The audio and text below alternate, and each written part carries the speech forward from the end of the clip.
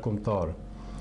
Në planin kombëtar, Ushtria Çlirimtare e Kosovës, përkundër propagandës dhe luftës speciale që u bë para, gjatë dhe pas ofenzivave të kushtosit serb të ndihmuar edhe nga elementet autonomist, ajo arriti që vetëm të konsolidohet, të profesionalizohet dhe sot ka arritur shkallën më të lartë të organizimit të saj politiko-ushtarak.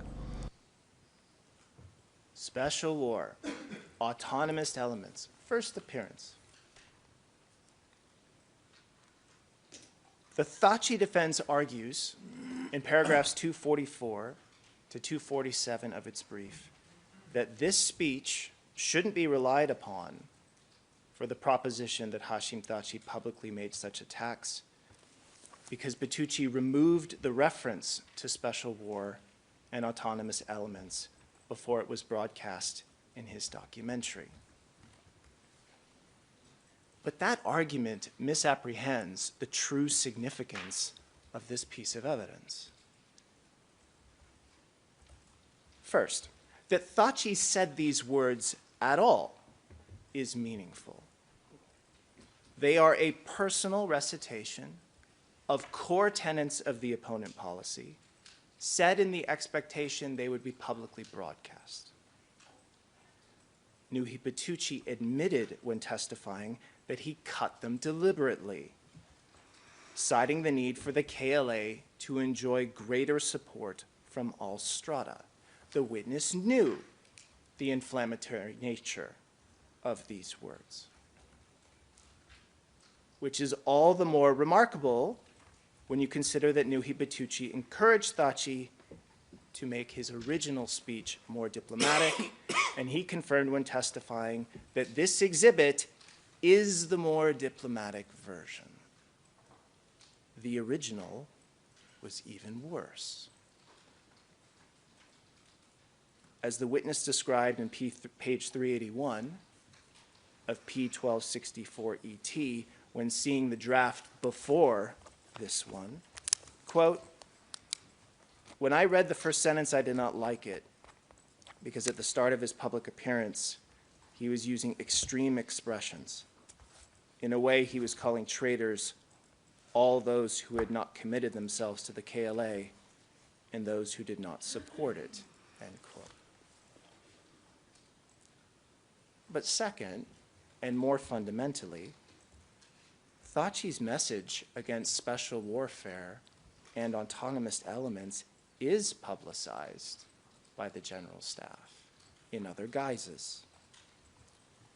To focus on just one example, on 1 November 1998, the Military Police Directorate of the GS issues its press release number 4, discussed many times in the trial and seen here. It's the press release detailing the arrest of Cendescu and Jakup Krasniqi, who are accused of cooperating with executed collaborators Ramiz Hoxha and Salman Benishi. And Mr. Tiger mentioned this earlier, but the Military Police Directorate justified Descu and Krasniqi's arrest on grounds that they were in continuous coordination with Agim Krasniqi, a member of the LDK presidency who is known to the KLA intelligence service as an inspirer of the special war against the KLA and an initiator of a kind of autonomous police of Kosovo. Special war, autonomists. Again, this is 2 days after Thaci says the same things on tape, now in direct relation to crimes committed pursuant to the opponent policy.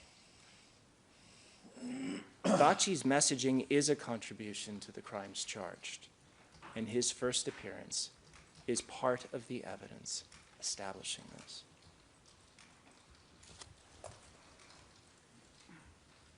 These efforts must also be understood in tandem with Thaci's denial of crimes, such as the incident referred to by Ms. Lawson yesterday of Thaci lying to Frederick Abrams' face about the 2 detained, mistreated Serbian journalists having received due process. Our brief has more on that incident at paragraphs 950 to 955. But the way that Hashim Thaci attempts to manipulate in that moment shows why caution is required in accepting international witness evidence about Thaci's role or command and control in the KLA PGOK more generally. The internationals didn't know he could demand 2 prisoners and take them from Dranots. They didn't know that he reinstalled Ramush Haradnai as Dukajin Zone commander over Tahir Zemai. They didn't know he could make military appointments like this one of WO4744.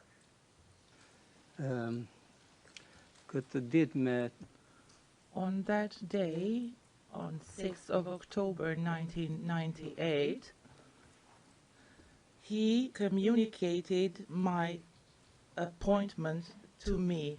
As I explained, the appointments of commanders at brigade level were carried out by the General Staff and by the Chief of Staff, Bislim Zurabi. So Hashim Thaci communicated the appointment to me and said that I had the right to form the brigade without the need for verification for the commanding staff. The witness then clarified what that last point meant. One last question on this. Hashim Thaci also said you had the right to form the brigade without the need for verification for the commanding staff. I was just wondering if you could explain further what that means. We were in a war situation, and for every formality, can this be done or that be done, made our work more difficult. So my conviction is that on this occasion, Hashim Thaci fully trusted me, and he wanted to put the most meriting persons on commanding position. When Thaci is asked about this appointment by the SPO, he lies again, denying that it happened and going so far as to claim he doesn't even know who WO4744 is. And that's at pages 4 to 5 of P739.5 ET.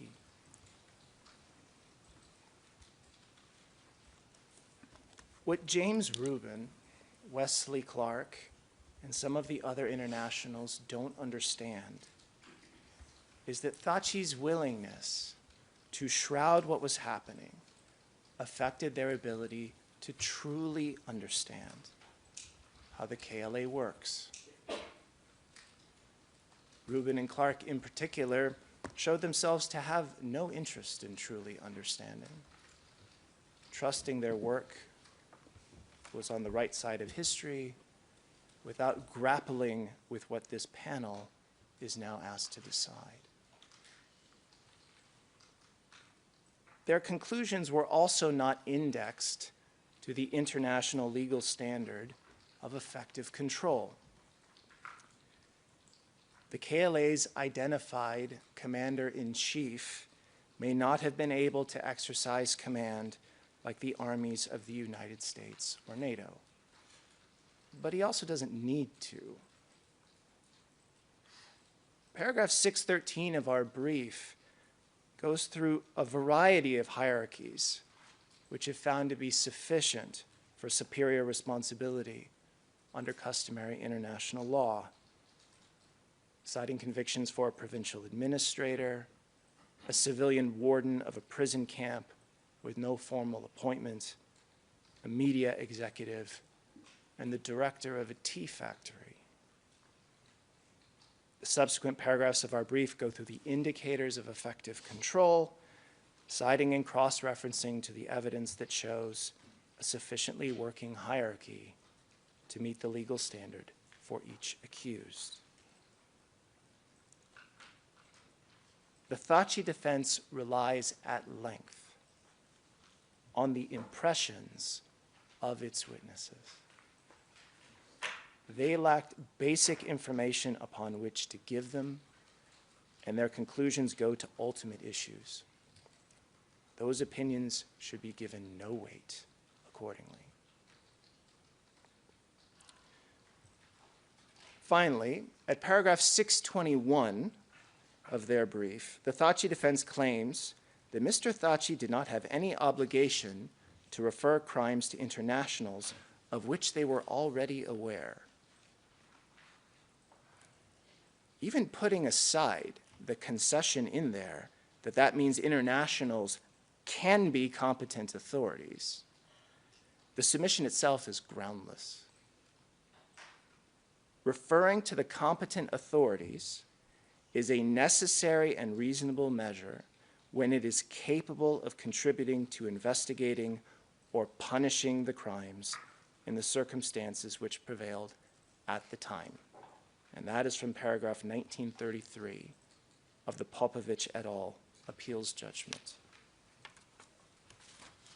Such a referral would undoubtedly so contribute. U.S. KFOR officer Stephen Russell testified at T 18772 to 18773 that they did try to investigate crimes committed prior to KFOR's arrival when they received relevant information. The accused had an obligation to refer the crimes of their subordinates to any reasonably available competent authority. Competent authorities like KFOR, UNMIC, and the ICTY were all available, and referral would evidently been of value. That some information on some charged crimes may be broadly known cannot excuse the commander's personal responsibility to refer crimes to the competent authorities.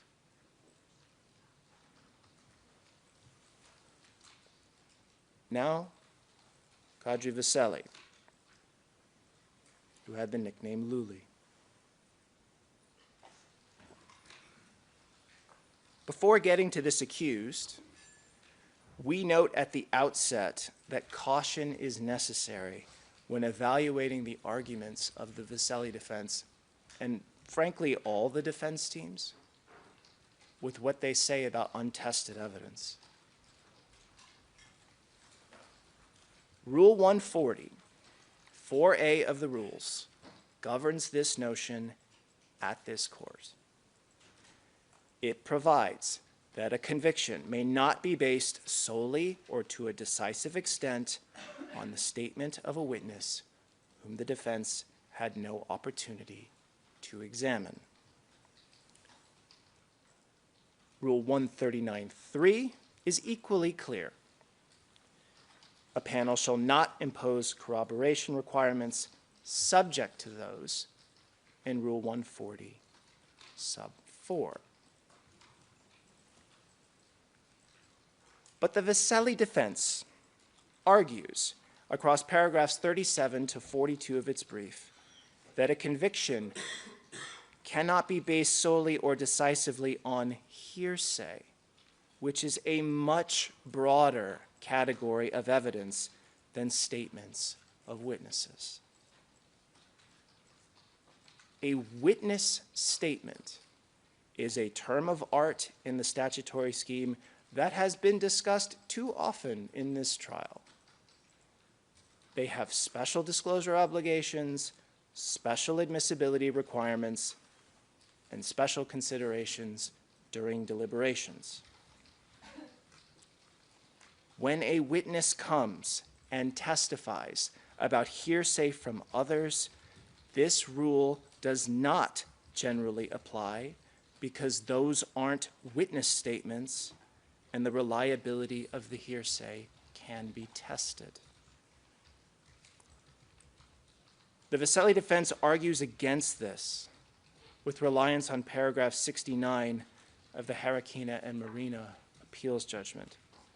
Just 7 paragraphs prior to the cited portion, the ICTY appeals chamber considered at paragraph 62 that, quote, not all evidence characterized as hearsay can be considered untested or unreliable.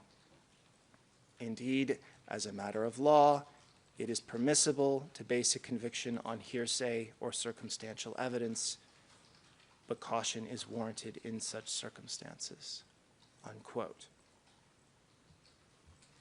That is consistent with Rule 139.3 and the appeals panel's findings at paragraphs 329 and 330 of the Shala appeals judgment. Hearsay provided by a testifying witness does not, as such, fall under Rule 144A.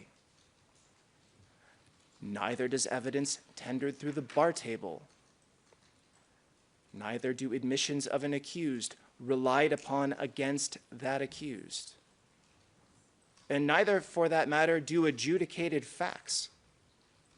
Those can be relied upon in a sole and decisive manner, as held specifically in paragraph 452 of the Karadzic appeals judgment. Our case does not require reliance to a sole or decisive extent on any statement of a witness who the accused had no opportunity to examine. The defense teams are overextending this notion beyond previous cases and the rules of the KSC.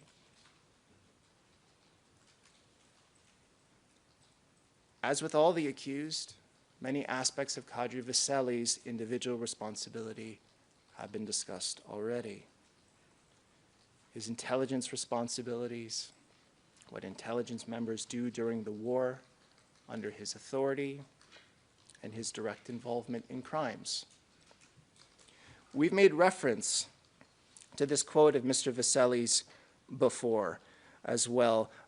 I want to focus on a different aspect of it.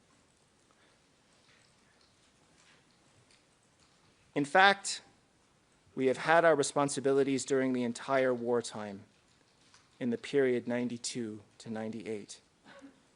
We had our general staff and the operational staff of the UCK. We did not have separate duties, but all did whatever we could. We were engaged in leadership, logistics, and intelligence because the circumstances were such. As noted yesterday by Mr. Teager, that's as clear an acknowledgement of collective decision-making as you'll find. But let's now focus on the timing in these remarks.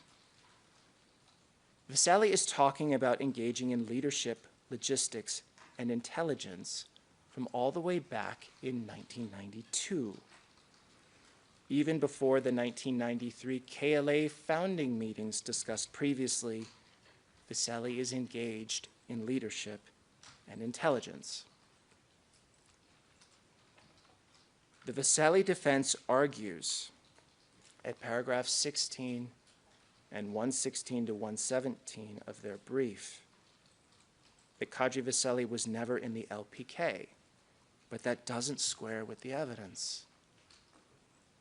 In addition to those confirming Veseli's LPK membership, like W04748 at T3512, Zavid Haliti at page 32 of P1857 ET, and Rexhep Selimi, page 3 of P761.7 ET, you can see here an LPK history document prepared by Emir Zamali, who was the former General Secretary of the LPK and was positioned to know how it worked.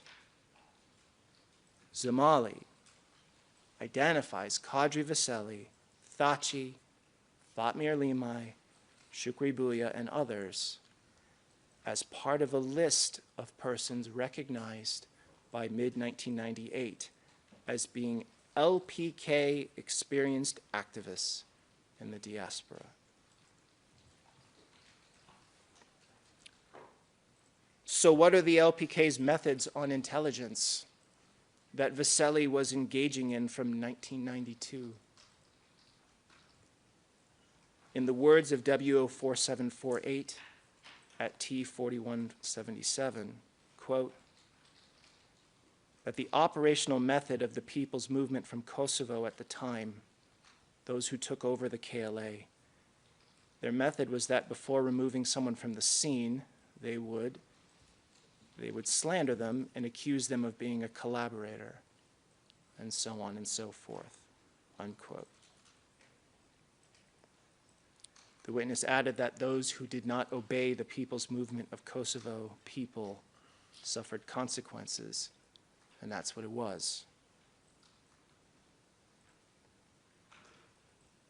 In P2863 ET, Emir Zemali explained that the LPK also made a 4-volume work on its strategy and tactics. The cover pages of those 4 volumes, known as Lirid on Kosovo, are in evidence. And Volume 1 covers what LPK intelligence was supposed to do. At the appropriate time, it should be made clear to the entire population that no one should think that the criminals will be spared or that they would remain undiscovered.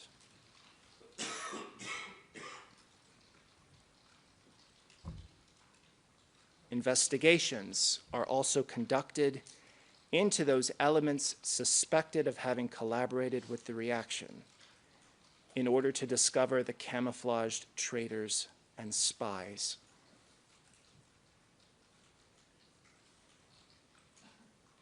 The clandestine squads can carry out various actions, such as the killing of spies and traitors. Lirid on Kosovo is just another example of the same methods you see in the communiques, the materials on intelligence duties, like P74 and P890, and from witnesses like WO4748, WO4747, and what Sokol Bashota tells the ICTY.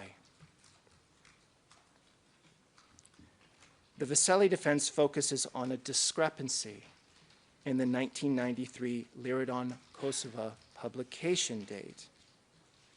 But that does not change Emir Zemali's statements and evidence on the document's existence and the fact that its expose on intelligence duties aligns with other evidence. The argument in footnote 215 of the Veseli brief that Emir Zemali denied the authenticity of Lirid on Kosovo is improper and misleading because it is based exclusively on unadmitted evidence. The cited pages are to counsel's submissions, which are not evidence and cannot be relied upon.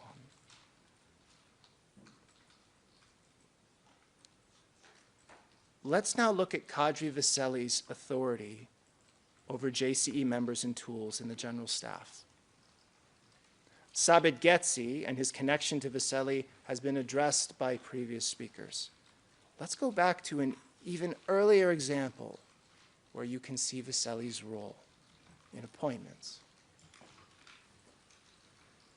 P67 discusses how Zemgashi and Mahir Hassani were installed by the General Staff as the commander and deputy commander at Dranots in the spring of 1998. The Veseli defense describes this report as wholly unreliable in paragraph 554 of its brief, despite them also saying it was, quote, clearly a report from the Dreadnoughts HQ, unquote, at T4054. In any event, this exhibit is corroborated by this authorization, placing Mahir Hassani at Dreadnoughts, which was found at Jakup Krasniqi's residence. W04753 confirmed Zemgashi and Mahir Hassani were in charge at Dreadnought. And both W04748 and Bism Zarapi, who confirmed he's the person named Bis here, made it clear that it was the General Staff who put these two outsiders on top of the local Dreadnoughts unit, and not just anyone in the General Staff.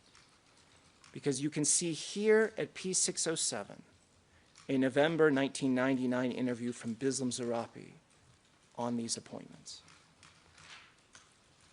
As I said, Mahir Hassani was with me, and he was listening attentively to my proposals, in which he was being given tasks to carry out later because I had started the posting or appointment of the officers to various zones in Kosovo.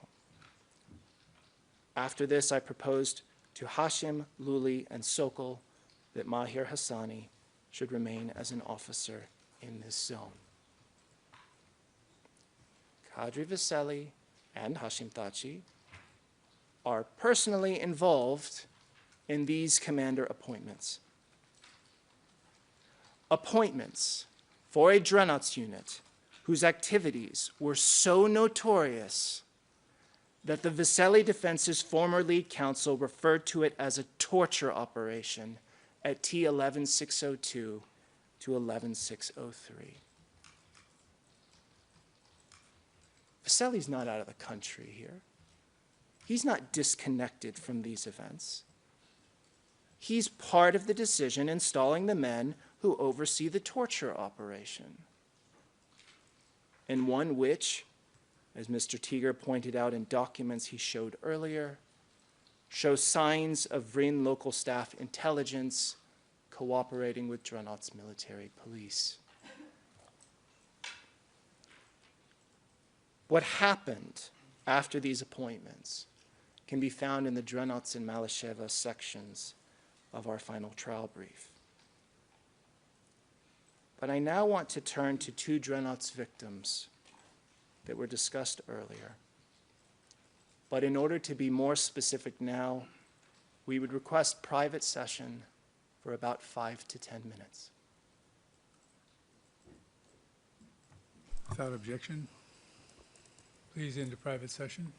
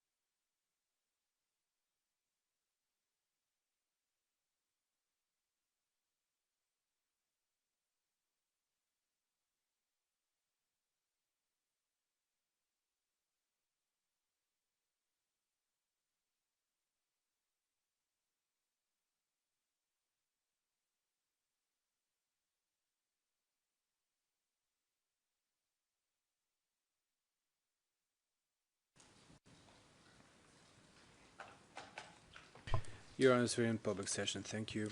Go ahead. Thank you. You can also see Kadri Veseli's direct involvement in the charged crimes with detainee Milan Mitrovic. Paragraphs 515 and 998 of our brief discuss how Veseli personally transferred this mistreated person to Klečka. KVM report P4052 relays that KLA interlocutors confirmed to the KVM shortly after Mitrovic's capture that they were holding him and told the KVM they were awaiting direction from their higher command regarding his disposition. This report discusses how Mitrovic was detained in Klečka with the note of main HQ Luli next to it. Veseli gave a prior statement which put himself near the area of Klečka, around when Mitrovic would have been transferred. That's P787, paragraphs 4 to 7 and 13. A testifying witness gave evidence on being held in Klečka with Mitrovic, stating in pages 4 to 5 of P1134 that he and his cellmates had been badly beaten.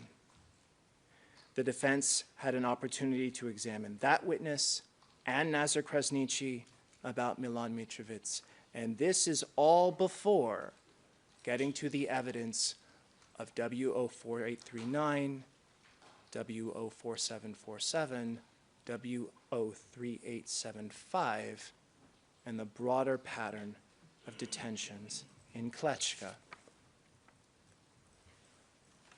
The Veseli defense is simply wrong when asserting in paragraph 600 of its brief that W04839 is the sole or decisive evidence against Veseli for this incident.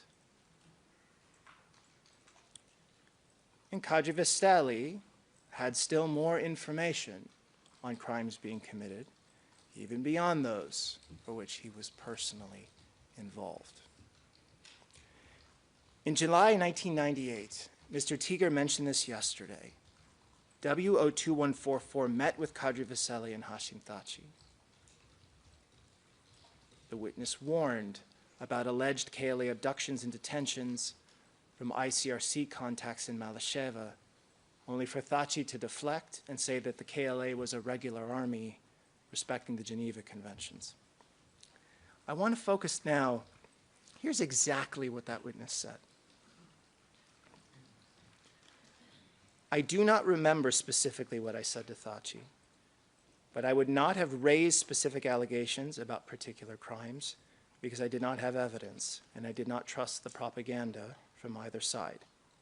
However, I would have raised the issue in general terms of these widely reported allegations of detentions and abductions in the context of ICRC access. Veseli is in this conversation. The Veseli defense challenges the specificity of the information provided at paragraph 641 of its brief. But the witness is raising the issue of KLA detentions and abductions that were widely reported at the time and raising them with a view towards ICRC access for the detainees. As the ICTY Appeals Chamber ruled in the Hadziazanovich and Kubura appeals judgment at paragraph 28, the information putting the accused on notice need only be sufficiently alarming to justify further inquiry. It need not, quote, contain extensive or specific details about the unlawful acts committed or about to be committed, unquote.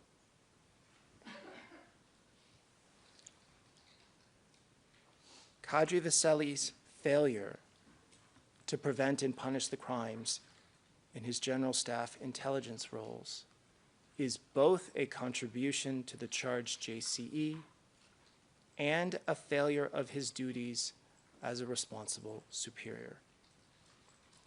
And his absences from Kosovo don't change that. Veseli could still exercise his authority in Kosovo whenever he wanted. In P1449, Paul Refstal writes about a dinner he is having in Brussels with Thaci, Jarpri, and Veseli, Luli, in January 1999. Refstal recalls telling them about an upcoming visit of Norway's Foreign Minister Knut Vollebæk to Kosovo. Here's what Refstal writes. The two of you know that Norway chairs the OSCE this year, I said in a didactic tone. Foreign Minister Vollebæk is in Albania today and is going to Kosovo in 3 days. I stopped for 2 or 3 seconds, as if to emphasize an important point was coming. Wouldn't it have been good for him to meet the KLA there? They looked at each other and exchanged a few words in Albanian. Then Jarpri got up, took out his mobile phone, and turned his back to call. He can go to Likots. We will ensure that he gets to meet someone from the leadership, he said, and sat down at the table again. We know this account is accurate because this meeting in Likots with Vollebæk occurs. Refstal mentions that the 8 VJ soldiers incident discussed yesterday becomes an international issue between that meal and Vollebæk's visit. When Vollebæk gets there, the meeting that he has with the KLA is recorded in the initial pages of P182, a notebook found at Rexhep Selimi's residence, and which we'll turn to again in a little bit later. The notes show a conversation with Vollebæk about the 8 VJ soldiers. Veseli and Thaci could communicate from abroad whenever they needed to. They were able to do it on a moment's notice from a restaurant. They maintain their control while abroad and their ability to prevent and punish, but fail to do so.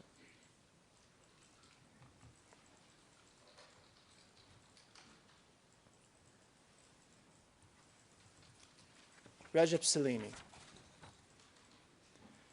you've already heard. Would you like to take a break now? We'll take our half-hour break at this time. We'll reconvene at, wait a second, I think I'm wrong. It's 10 o'clock now, Your Honor. We're going to 10:30, I'm sorry, my mistake. No problem. Go ahead. You've already heard from yesterday about Rexhep Selimi's work all over Kosovo to monitor and enforce, amongst other things, the opponent policy. But let's start now with Rexhep Selimi's statements and media interviews. You rarely see a final brief more dismissive of what their own client said than that of the Selimi defense. Rexhep Selimi was presenting a romanticized version of the KLA at paragraph 57. They speak of the exaggeration inherent in his public comments at paragraph 327.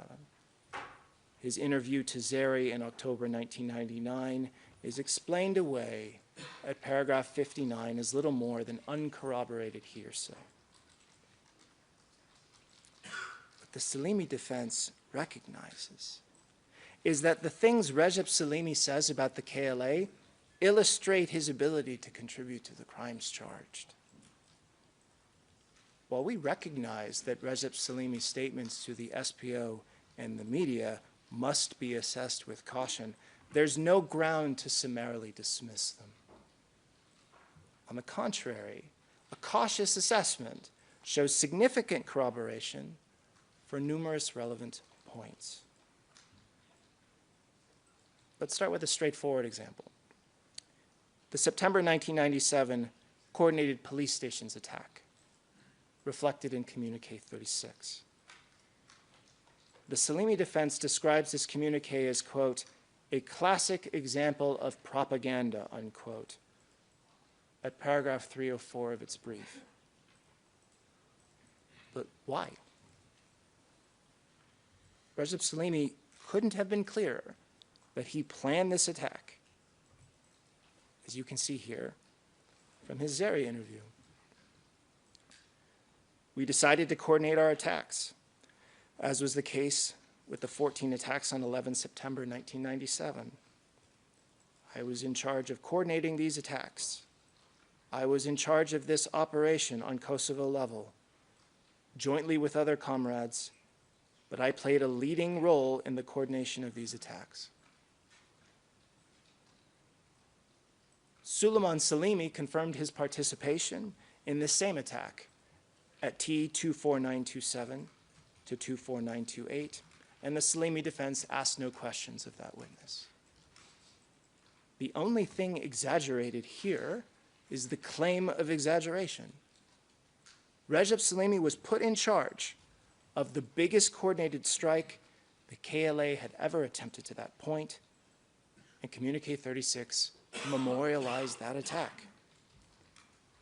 He's then the one speaking at the KLA's first public appearance, later in 1997. The indicators from the pre-indictment time frame confirm Selimi's importance.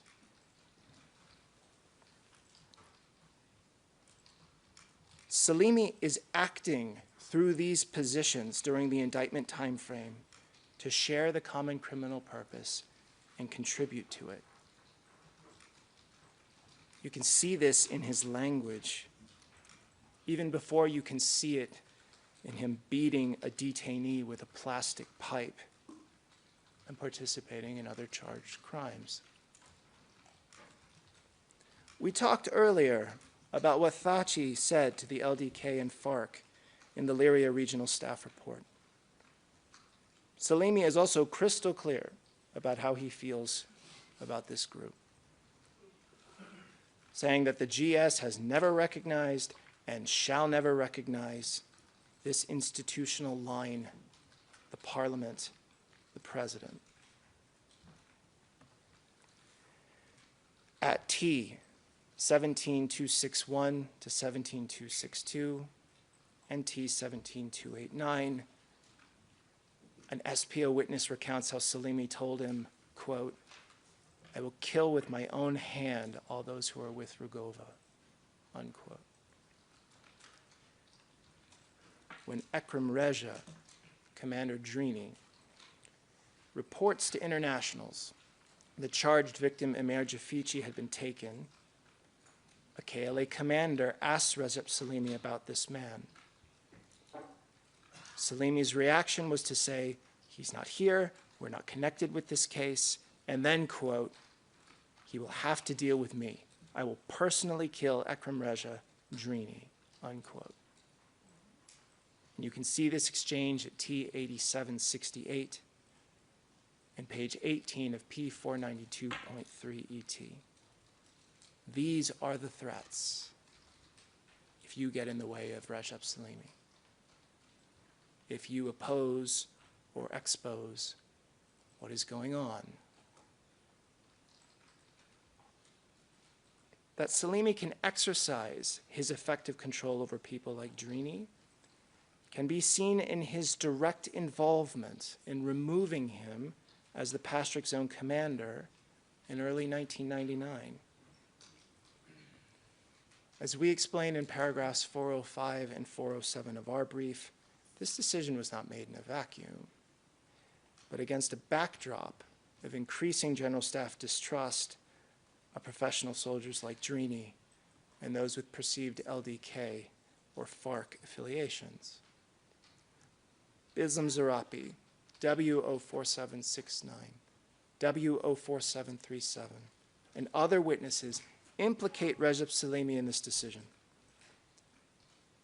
The Selimi defense arguments in response across paragraphs 446 and 451 of their brief focus on technicalities and motives that change nothing about Selimi's involvement. For example,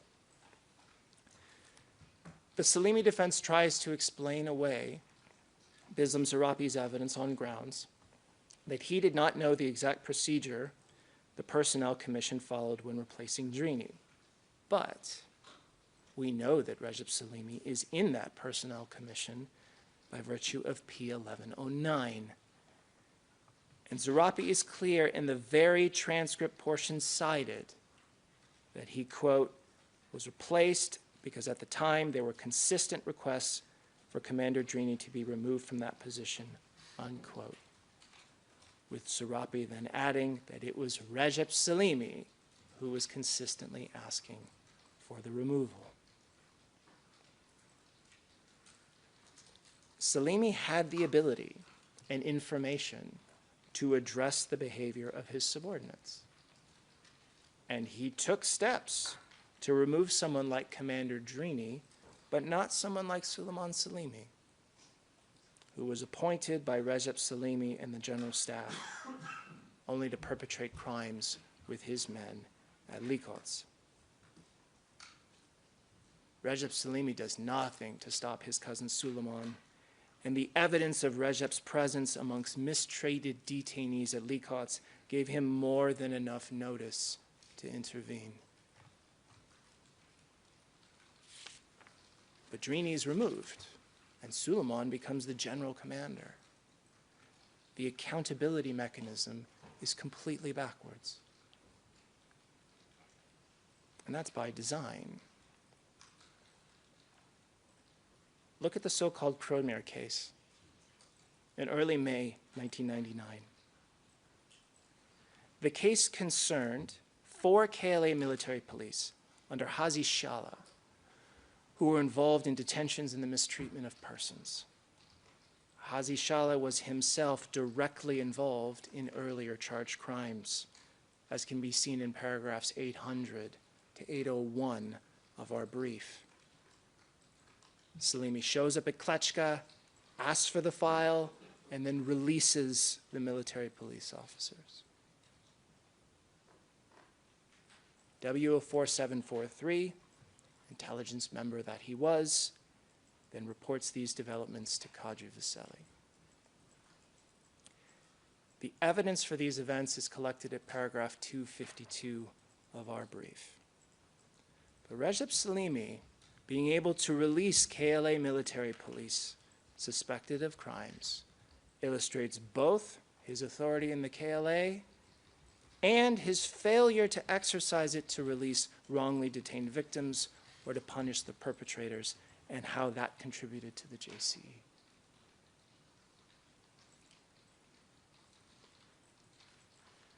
That Rexhep Selimi is much more than a man fighting in the war can even be seen by the way his subordinates complain about him.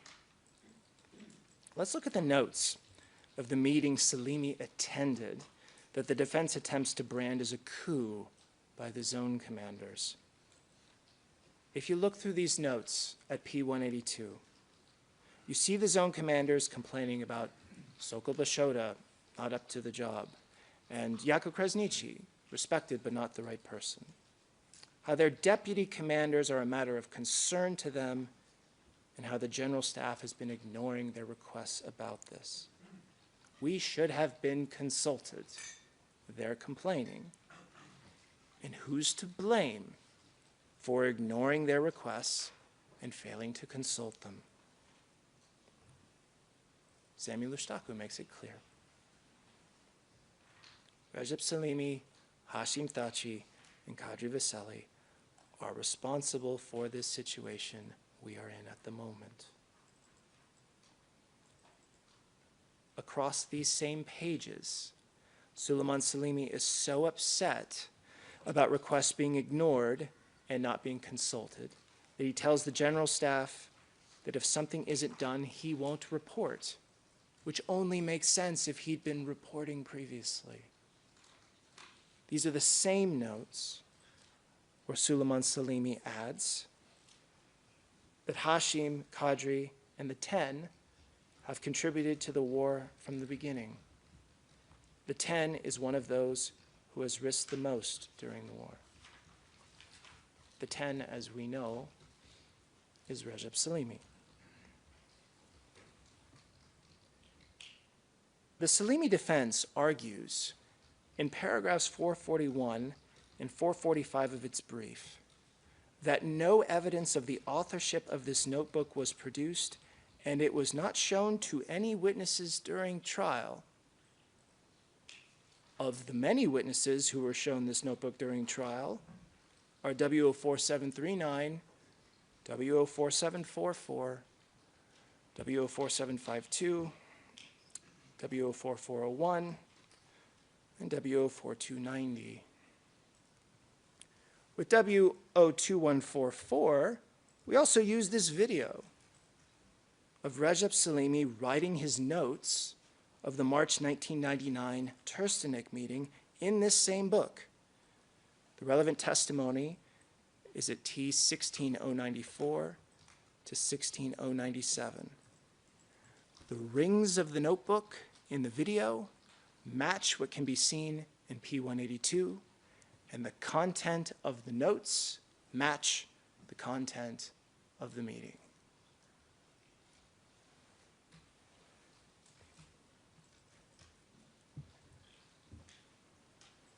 Rexhep Selimi's commitment to the joint criminal enterprise can finally be seen in his conduct as Minister of Public Order.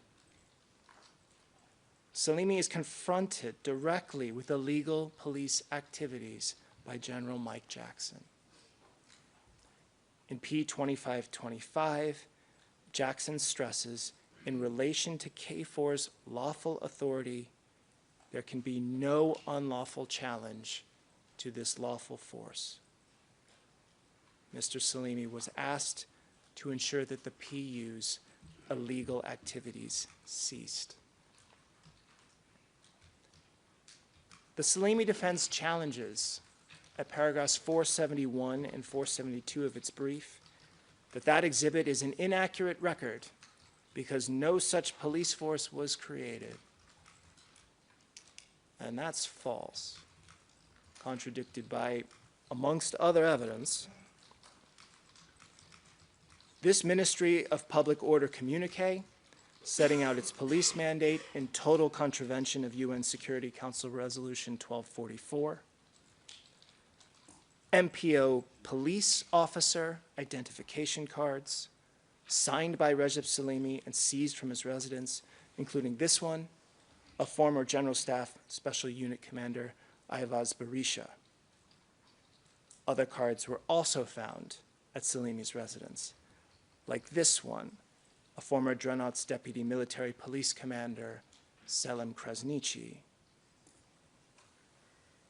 The holders of these cards had permission to carry firearms and to identify persons and bring them to the police.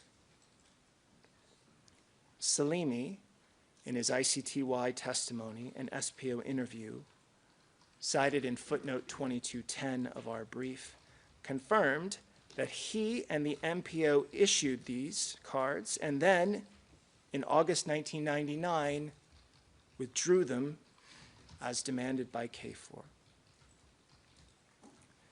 But the MPO continued to issue them, as you can see here, from a September 1999 ID card from Malaim Latifi, a former military policeman connected to the detention and mistreatment of opponents.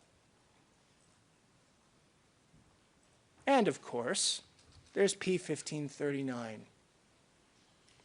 a report seized once again from Rexhep Selimi's residence from Karadak Military Police Commander Fatmir Mehmeti, complaining about KFOR's raid of the charged Gilan detention site, which Stephen Russell testified as including the discovery of a torture room.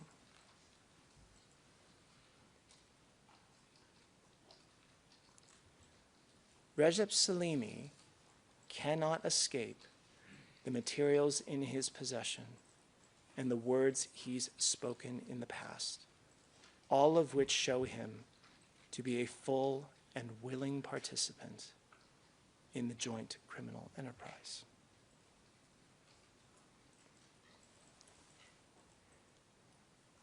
And finally, Jakup Krasniqi. Before we get to Krasniqi himself, we preliminarily wanted to address the submissions on aiding and abetting in Section 6 of the Krasniqi defense brief.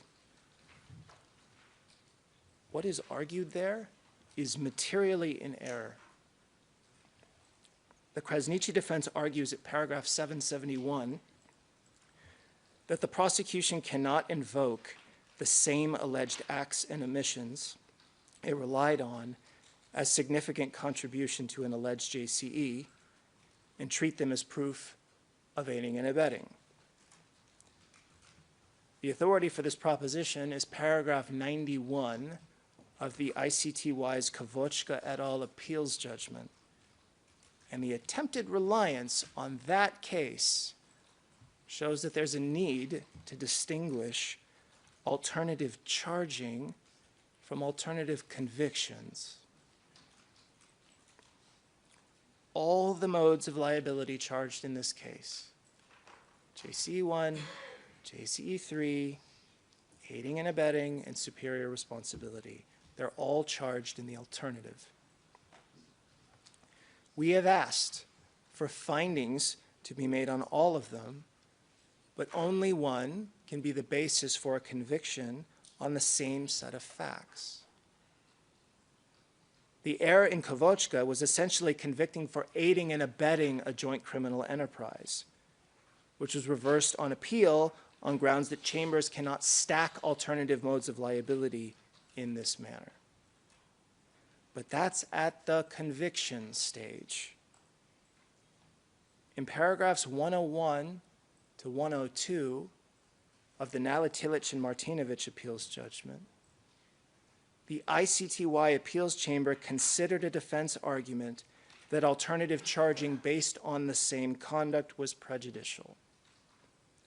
The court there held that alternative charging on the basis of the same conduct was generally permissible before finding it to be permissible in the circumstances of that case. We absolutely are allowed to invoke the same acts in both JCE and aiding and abetting context. That is basic alternative charging. Your Honor, I'm at the point where I'm now going to go into a new section. We could take the break here and still comfortably finish by 12, but I'm in Your Honor's hands if you'd like me to continue to the break. We'll break now, so you don't have to interrupt your discussion. We'll come back at 10 minutes until the hour, 10 till 11. All rise.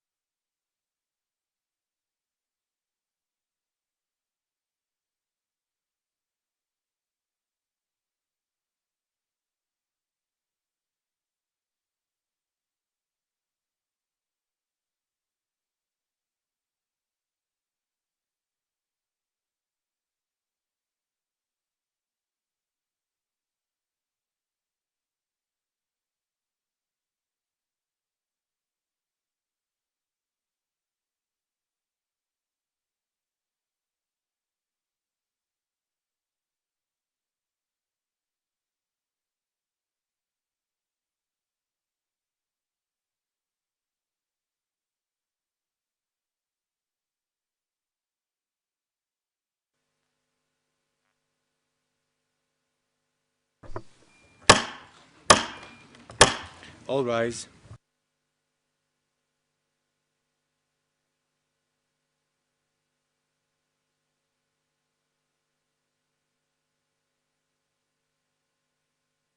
Be seated.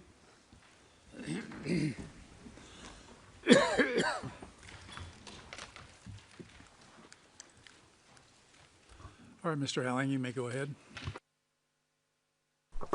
Thank you, Your Honor.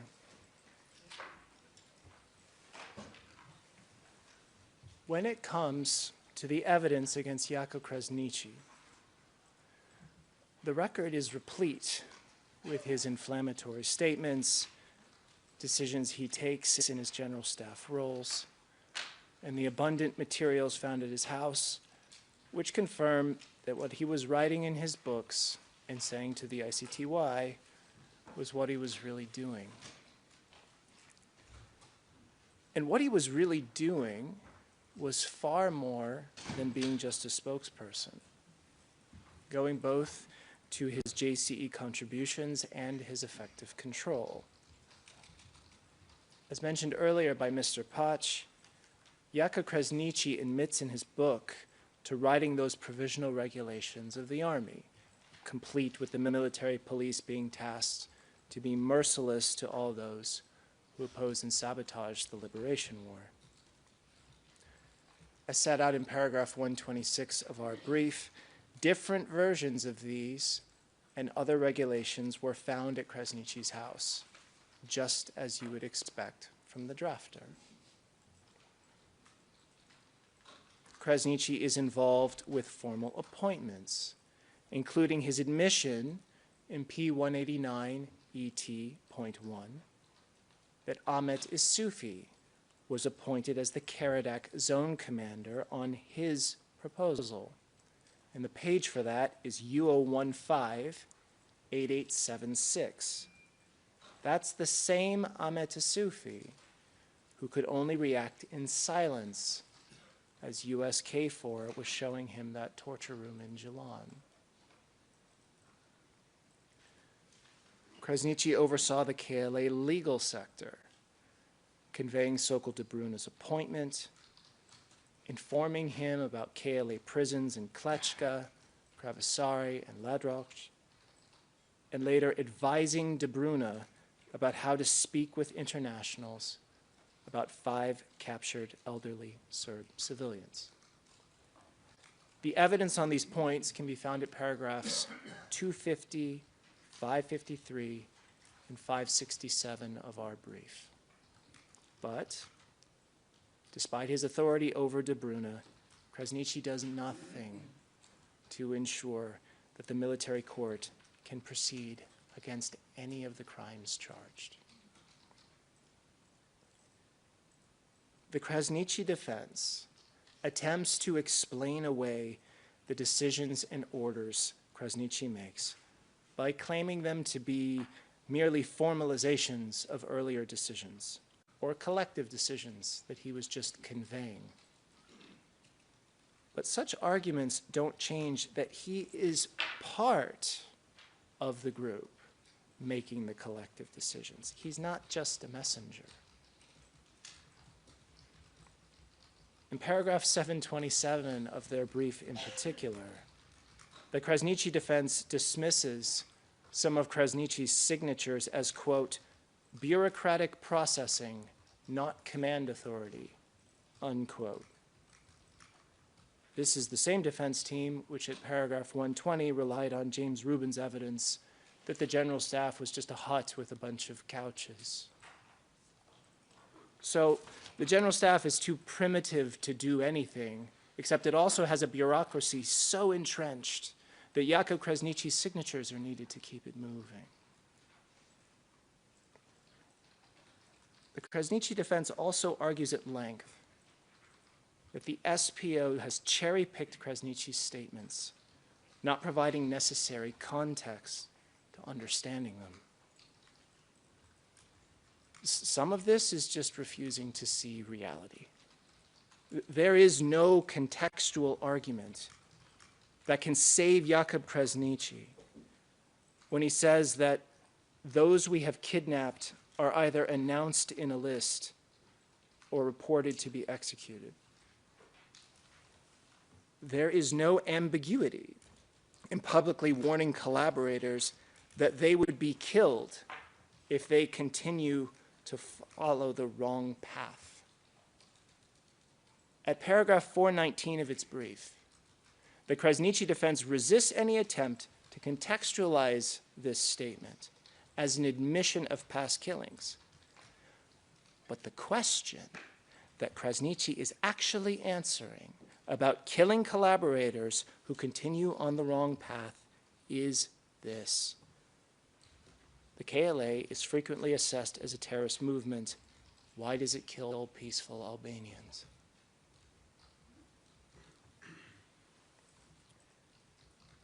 The Krasniqi defense's interpretation of their client's remarks in the wake of the detention of the Savilic brothers in early 1999, discussed across paragraphs 384 to 388 of their brief, is an even more glaring example of not putting words into proper context.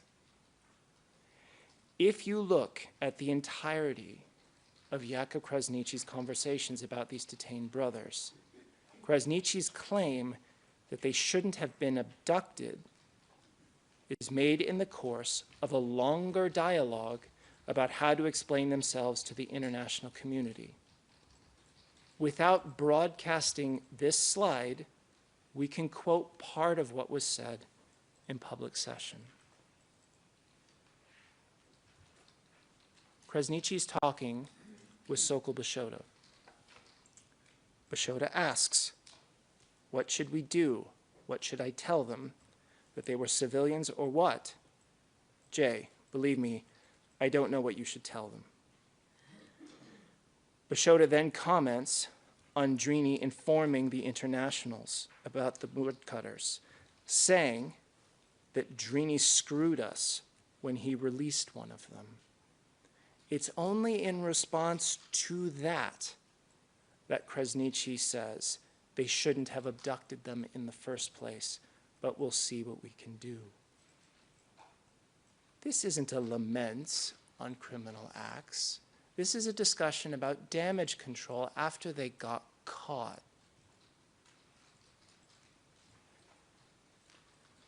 Context is also required at looking how Krasniqi defends the killing of Ramiz Hoxha and Selman Benishin to the ICTY.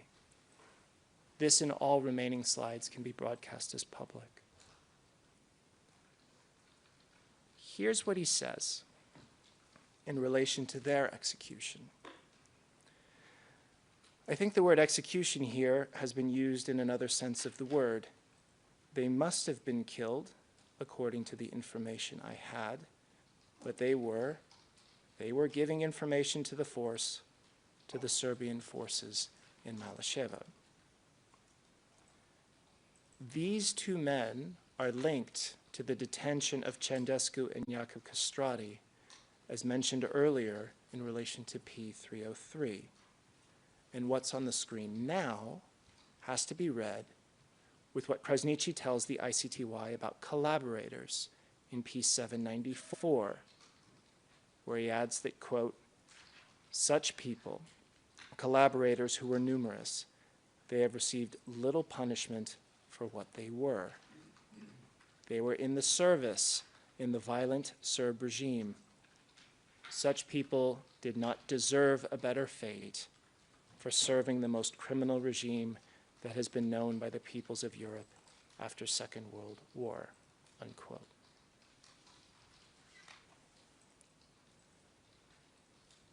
There is no evidence on the record that Hoxha and Benishin were actually engaged in such activities.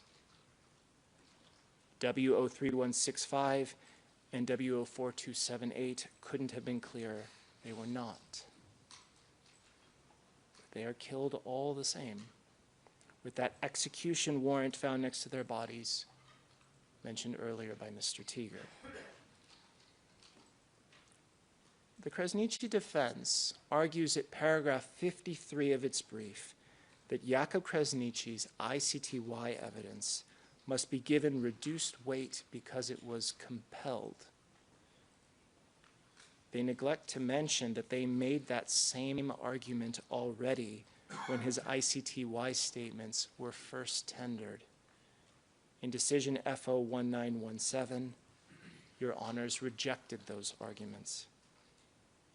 There was then an interlocutory appeal which found harmless errors before finding that no violation of self-incrimination was established and upholding the decision to admit the statements.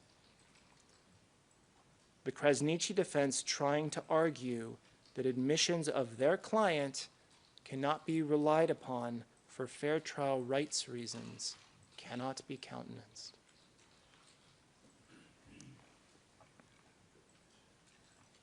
Krasniqi's assertions about his hierarchy, his authority before the ICTY and in P189, they align with the evidence.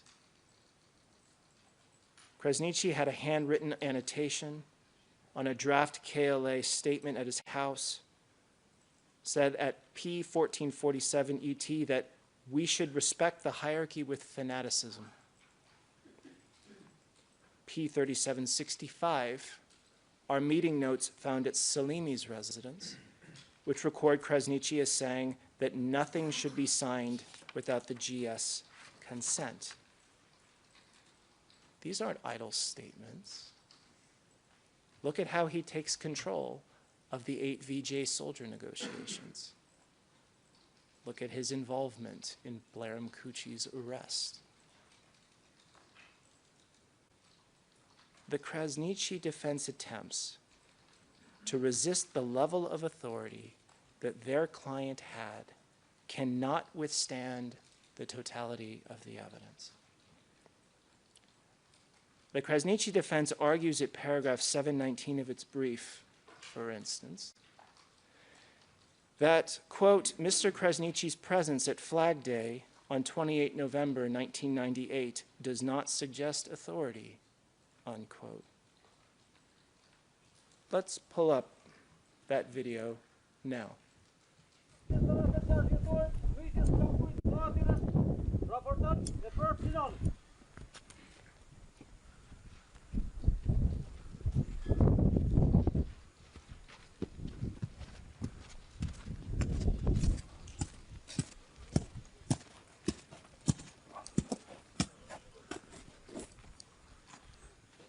Dashur ushtar dhe e pror, gëzuar fesën e flamurit.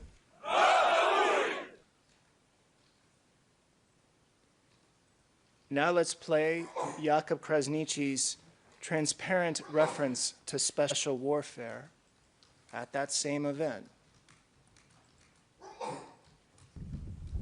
Shtria qimtare Kosovës shtojnë në shumë fronte, se cili më egër se tjetri, se cili më finok se tjetri. Luftoj kundër një makinerie të tërë ushtarake propagandistike, përballoj ofensiva ushtarake të papara pas luftës së dytë botërore në Kosovë, përballoj një luftë speciale të koordinuar nga jashtë e brenda dhe eci pandalshëm përpara. Dhe çuditën miqt dhe armiqt me dietesen e ushtrisë shqiptare të Kosovës. Me gatishmërinë dhe vendosmërinë e saj shqiptarake. Qëllimi i armiqve të gjitha ngjyrave ishte zhdukja e QK-s, eliminimi i saj nga jeta politike, që pastaj Kosovës i imponohet një zgjedhje parancishme mjerake, pacifiste apo gandiste. The KLA hierarchy is hardly perfect, but the indicators of effective control are there for all to see.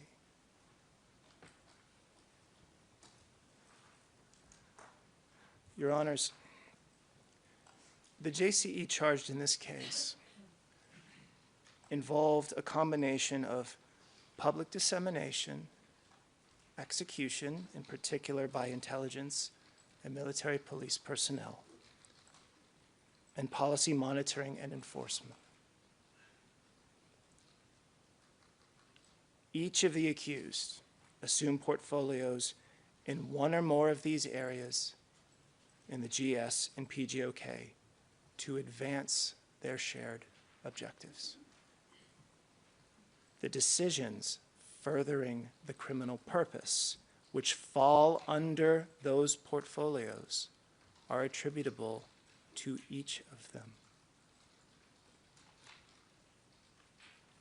Some decisions they sign, some they admit to taking, but all are ratified by each accused through their continued participation in what is being done in their name.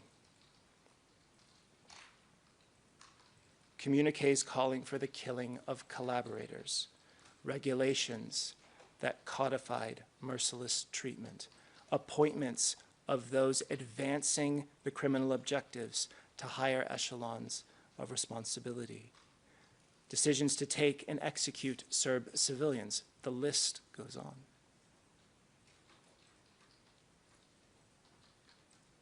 It is in full conformity with individual criminal liability to hold individuals responsible for their part in collective structures which are abused to commit crimes. The accused created a collective decision-making structure, then spoke the words, made the appointments, participated in the crimes, and enabled the continued pursuit of criminal means by which to seize control over Kosovo. This isn't guilt by association. This is guilt by purposive affiliation. Their acts and conduct establish that each made a significant contribution to the joint criminal enterprise charged. Thank you, Your Honors. I will now turn to Specialist Prosecutor West for some concluding remarks.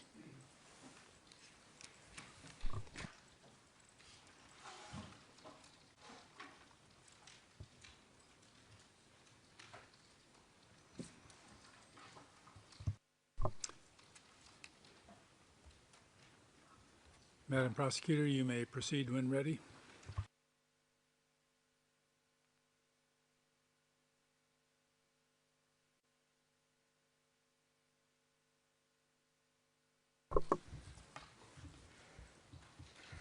Good morning, Your Honors, Madam Registrar, everyone in and around the courtroom. With over 5,000 exhibits admitted and over 28,000 pages of transcripts, the record of evidence in this case is voluminous. It includes the live testimony of 130 plus witnesses taking place over the course of 227 trial days. Moreover, the court will consider the written statements of an additional 130 plus witnesses. It has been the privilege of my office to meet so many people who've lived through and witnessed the events described in this evidence. People, including the accused, who fought for their country against great odds. People who contributed in other ways, providing local leadership or distributing aid. People who strove to support and protect families in times of war. And people who have had to live for more than 20 years with the consequences of crimes senselessly inflicted upon them, including the victims of crimes charged in this case. It has been the work of my office to bring justice to them and bring accountability to the individuals responsible. These efforts in this prosecution concern the most sacrosanct principle of justice, the rule of law. Indeed, upholding the rule of law during the most dire of times, wartime. Many years have now passed, and justice has seemed unlikely to those who have lost their loved ones but the rule of law comes in to ensure that no one is above the law. This means that even those who are most powerful are held to account. We request, based on the evidence presented, which establishes their responsibility beyond a reasonable doubt, that the accused be held to account and sentenced accordingly. Your Honors, thank you for the opportunity to address you today. This concludes the SBO's closing statement.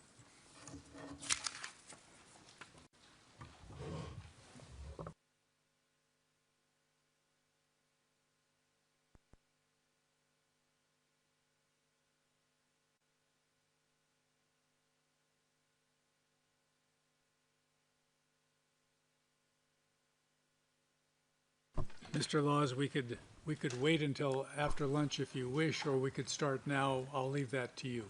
Well, I'm very happy to start now if I'm given the choice. You're given the choice. That's the choice I'll make then. Thank you. Okay.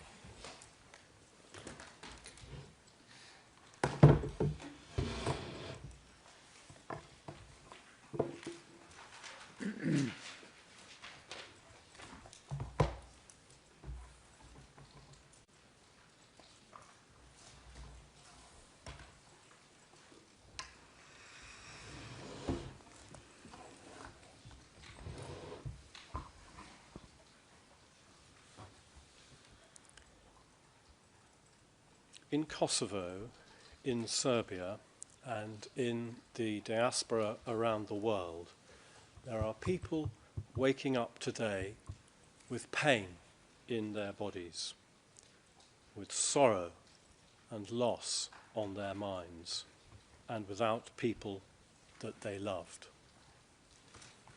They are victims of crimes committed by members of the KLA in 1998 and 1999.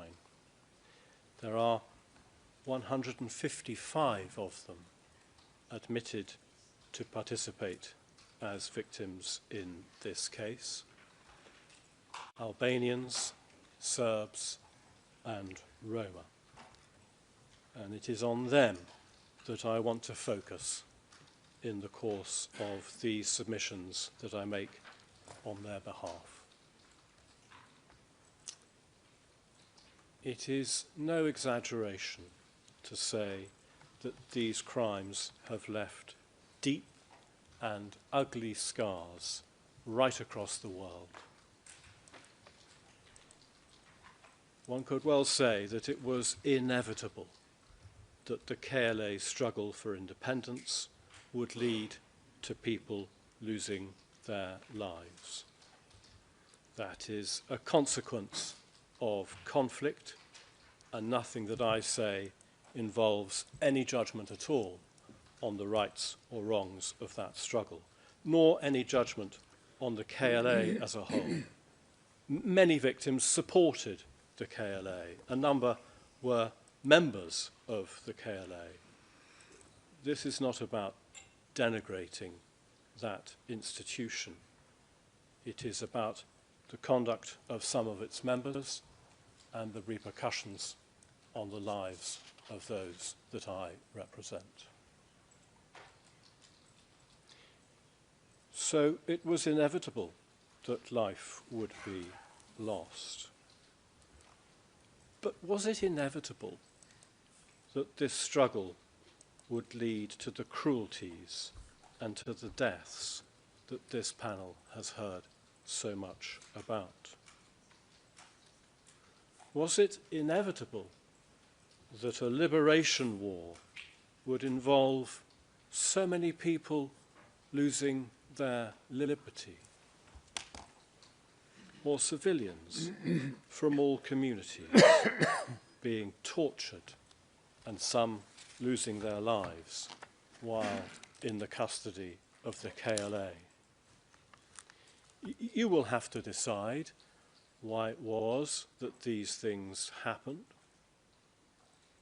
Did these events have their origin in the minds of men intent on power, or did they occur spontaneously and in a manner simply beyond the control of the KLA's leadership.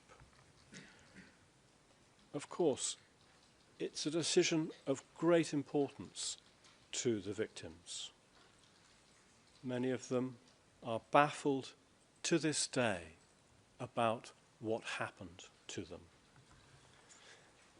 I have some slides which, with the help of the court officer, we're going to be looking at. And if we could have the second one, please, all of the slides in this presentation can be broadcast to the public. 3 victims separately asked effectively the same question in this courtroom in the course of their testimony. Why did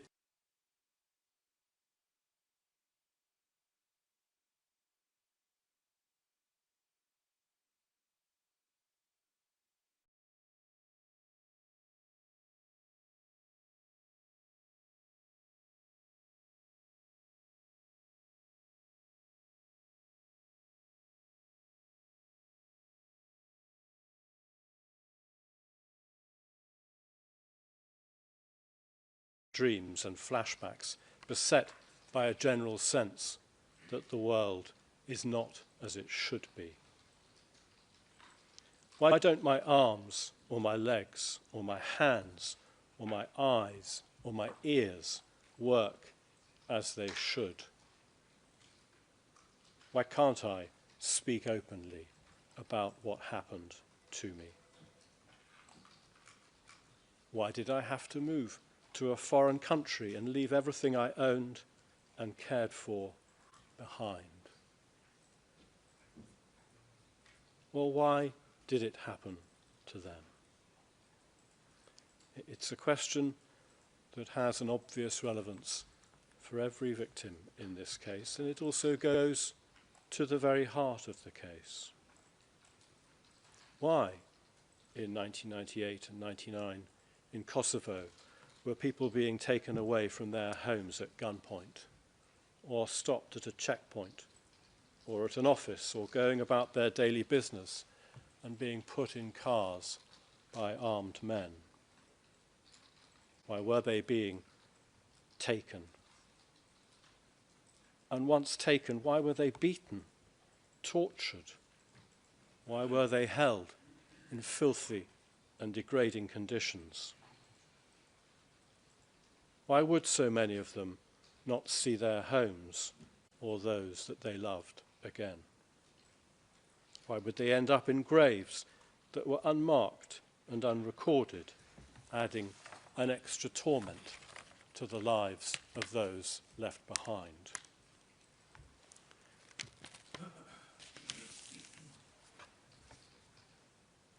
The answer can come in a number of forms. The immediate cause of it happening was the willingness of some soldiers within the KLA to behave with great cruelty and with a disregard for the lives and well-being of others.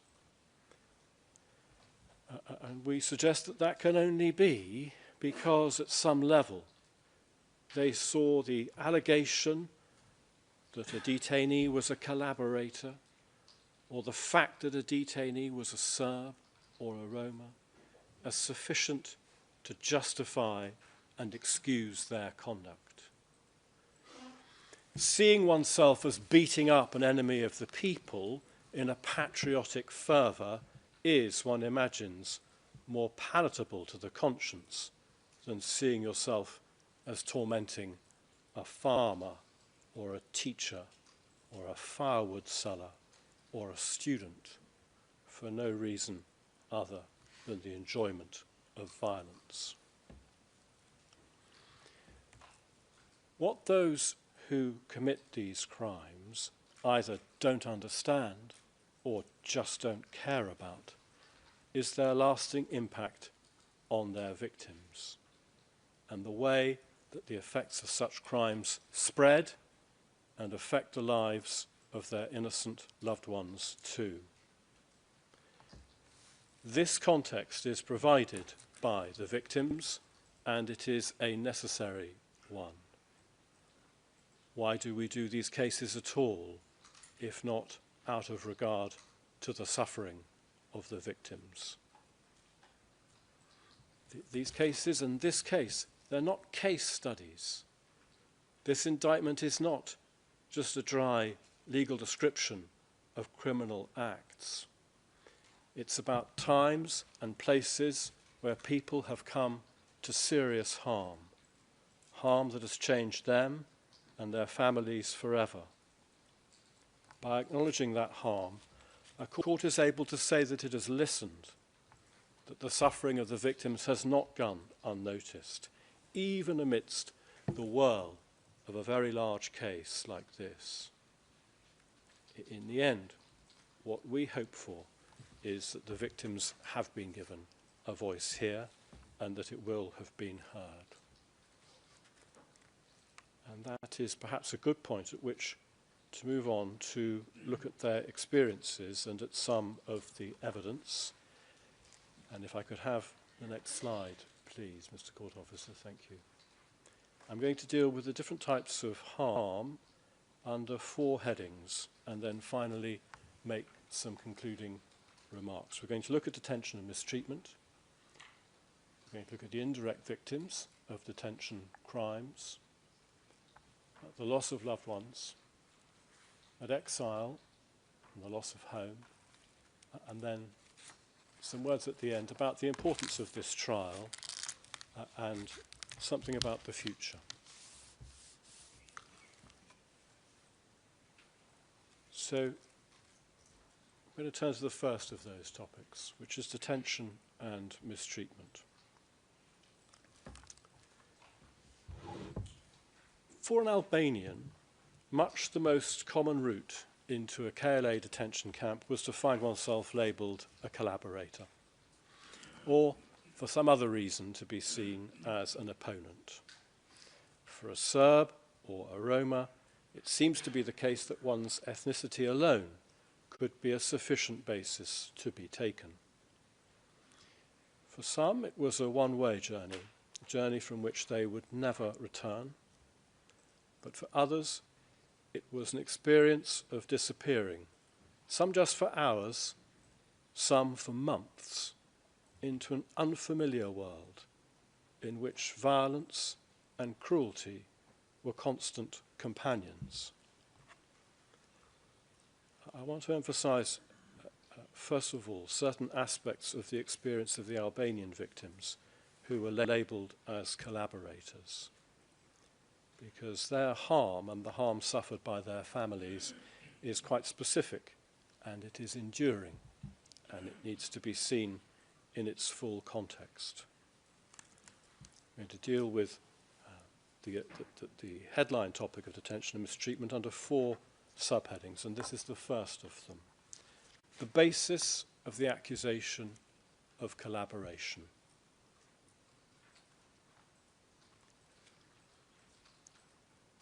Viewed from the perspective of its victims, the policy of detaining collaborators had, from its very inception, one serious flaw. How do you know who's a collaborator? How do you determine that issue in the absence of any meaningful legal process? In truth, no serious effort went into the task of identifying whether a person was a collaborator. People were snatched on a basis that was often no more than rumour.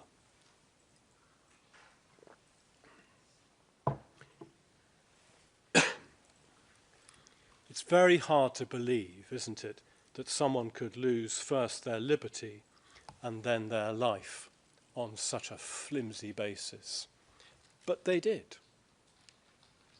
This network of KLA camps was being operated with a presumption of guilt. People were detained for reasons that were utterly opaque and in a manner which was guaranteed to produce injustice. More than one Albanian victim spoke about how they had to deal with Serbs in their community in order simply to get by, whether it was in business or whatever, and how that became twisted into an allegation that they were collaborators. It was as if the apparatus that was making these decisions was actively looking for ways to accuse and detain people. As the saying goes, give some people a hammer and they'll think everything's a nail. Suspicion fell far and wide. And so a whirlwind of detentions swept across this corner of the world, with terrible and fatal consequences for many. My second heading under this topic of detention and mistreatment is the failure to investigate allegations against detainees. It's a feature that seems very remarkable in this context, and it's the way in which, once people had been brought into detention, there was hardly ever any real effort put in to trying to establish if a person was a collaborator or not, or was guilty of other crimes or not. Guilt had been presumed. The focus was on beating and mistreating people and insisting that they confess to crimes. They were very rarely presented with the basis for the accusation and given a meaningful chance to respond to it. Where there was some gesture towards finding out the truth, it was just ignored if the answer wasn't the one that was wanted. Take, for example, witness 2018, who was accused of a specific crime. When the supposed victim of the crime exonerated him, it made no difference. He was simply beaten again.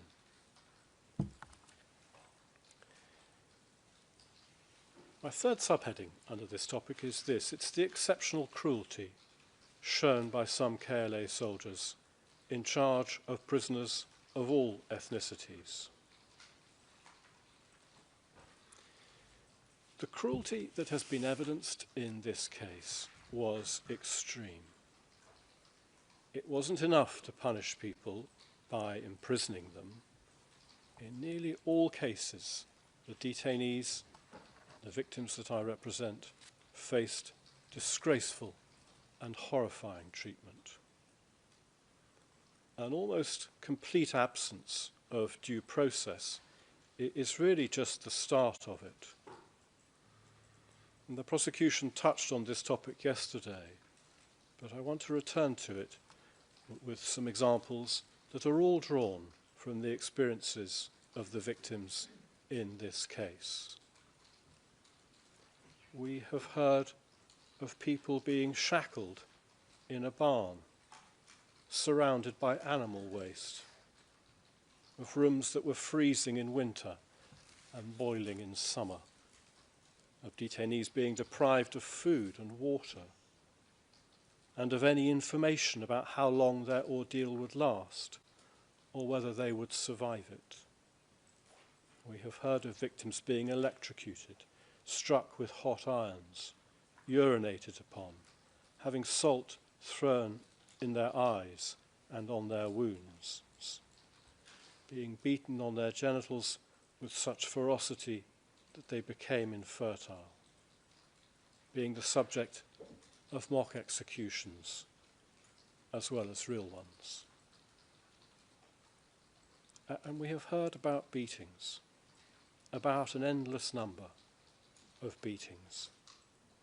The detainees were beaten by soldiers who were young, but even then should have known better, all the way up to senior figures like Sabit Getsi, Jakup Krasniqi, and even, if the SPO were right, Rexhep Selimi.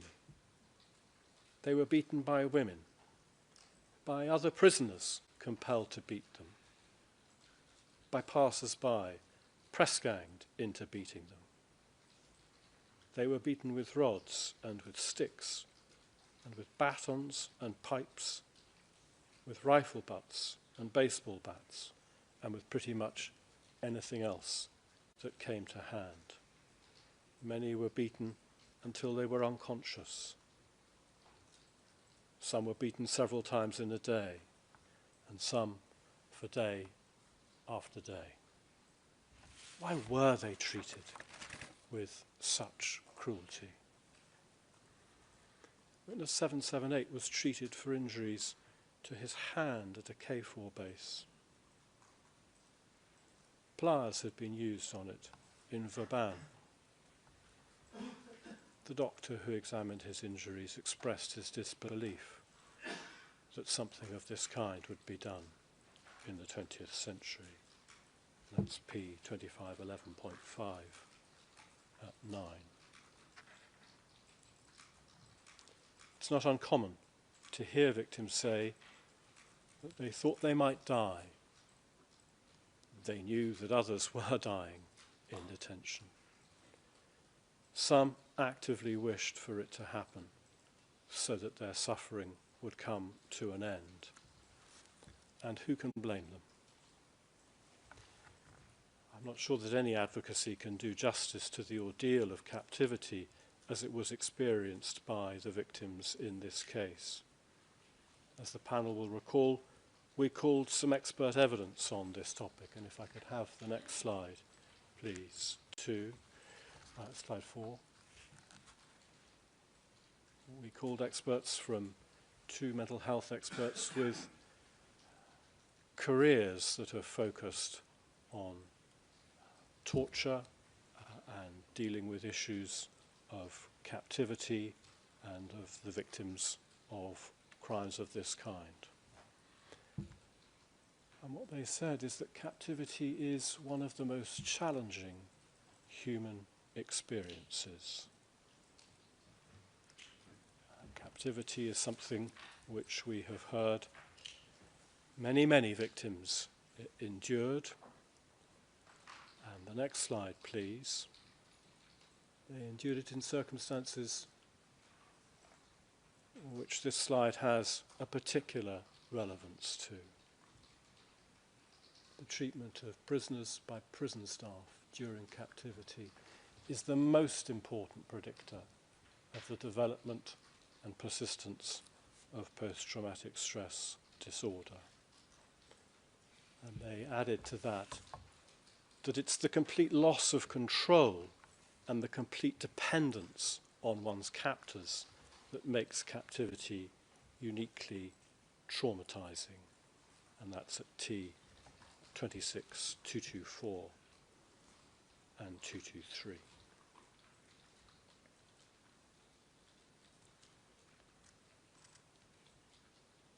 The personal nature of that violence from one's captors is a key feature distinguishing captivity from other life events. And if we could have the next slide, please. The experts went on, we know that trauma caused by one person to another has a more profound effect than, for example, a traumatic experience caused by a natural disaster. By our count, it's 50 victims in the case who were detained in KLA detention sites. Their accounts of their ordeals and of the violence and mistreatment meted out to them must be read in the light of this expert evidence. Captivity, a uniquely difficult experience. The personal violence of the prison staff towards the detainees, bringing into play that additional factor of the person-to-person element that is so debilitating in the long run.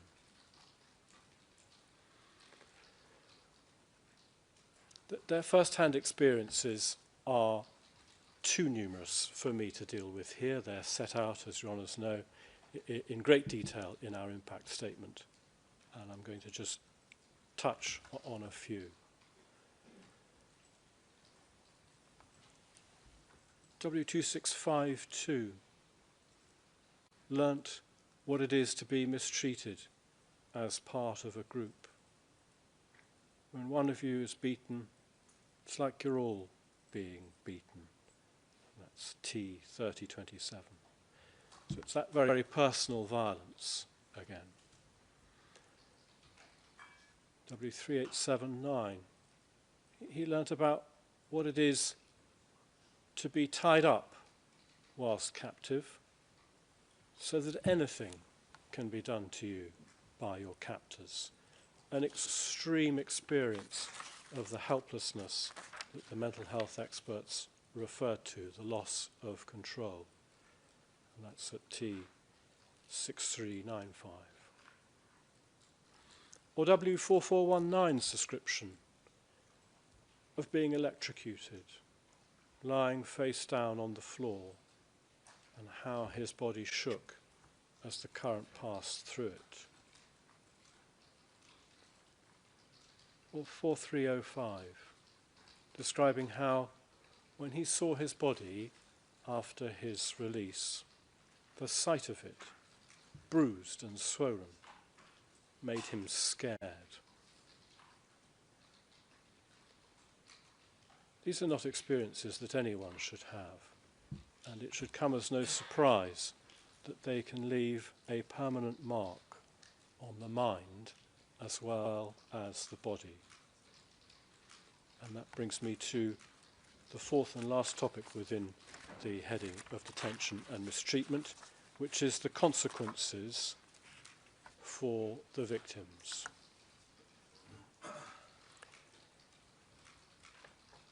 Some people have never been free from the effects of these crimes, from the time that they were committed until now. And the mental health experts told us that the idea that time heals all wounds is unfortunately not supported by research. And it is not proved accurate for many, many of the victims in this case. Of course, there were the immediate consequences, the bruising and the pain, and for some it took time for that to heal and for the shock to subside. Sometimes this required a period of turning away from the world. W1679 spent months at home recovering from his injuries and living, in his phrase, like a shadow of a man. And that's V35 at V18. But many of the victims required medical treatment over the years, and many live with the physical consequences to this day. For others, the physical recovery was really the least of their worries. It's the psychological harm that has really changed their lives. It's the flashbacks and the anxiety. It's the inability to sleep. It's being easily startled. It's the fear that you're being followed or watched.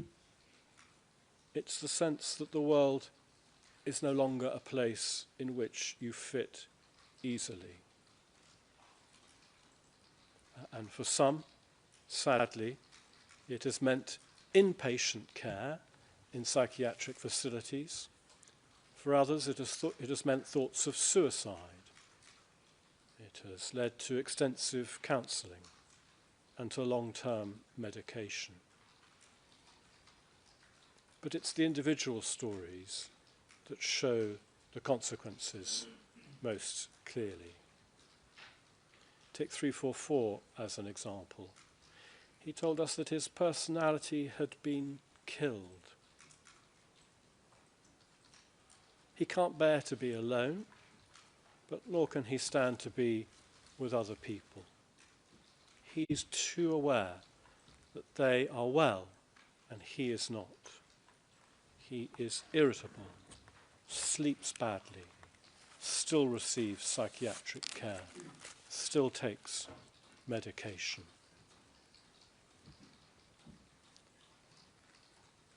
4305 is also not free, despite having been released from detention 25 years ago. If I could have the next slide, please, slide 7. for no reason, I have these sudden episodes when I relive what I went through. It just comes back to my mind. And at that moment I lose my sound reason and I become upset or irritated. And so I step aside from people if I'm in a social gathering or if I'm at work. So I need to step aside and recover my senses and calm down. And he's by no means alone. We deal with individuals in the impact statement who suffer flashbacks, and the evidence makes clear what an impact this condition can have on a person's life. But that description of it is an individual and obviously heartfelt one, and it illustrates how suddenly and for no reason what was done to him is now in charge of a person's mind and thoughts, and he loses, as he says, his sound reason. The mental health experts helped us a bit with what that's like, and if we could have the next slide, please, on the topic of flashbacks. Thank you. It is not thinking about or remembering the experience. It's actually experiencing it as if it was happening again, with all the sensory elements of that. So people will smell the smells they smelt. They'll also feel pain. Sometimes they felt in parts of the body that were in pain at the time of the actual event. So that makes it hugely emotionally distressing. And if someone has experienced a flashback and is, say, coming back out of it, you see the level of emotional distress can be very high.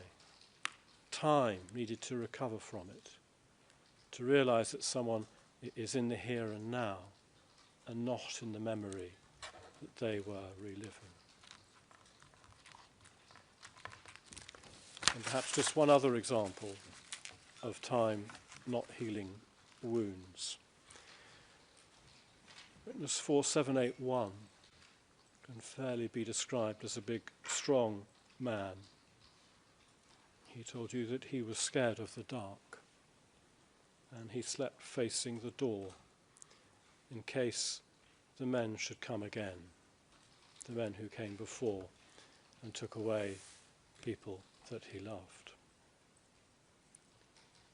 These are serious and very debilitating conditions, and it does mean for some victims that they are never free from what happened to them.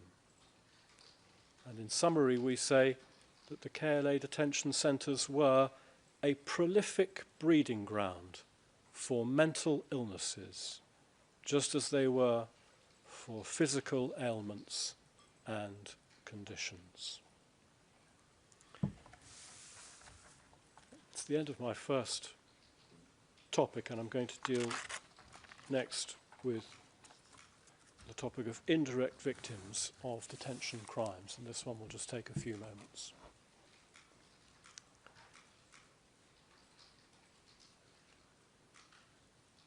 The harm inflicted on individuals as a result of their detention inevitably spread to their relations.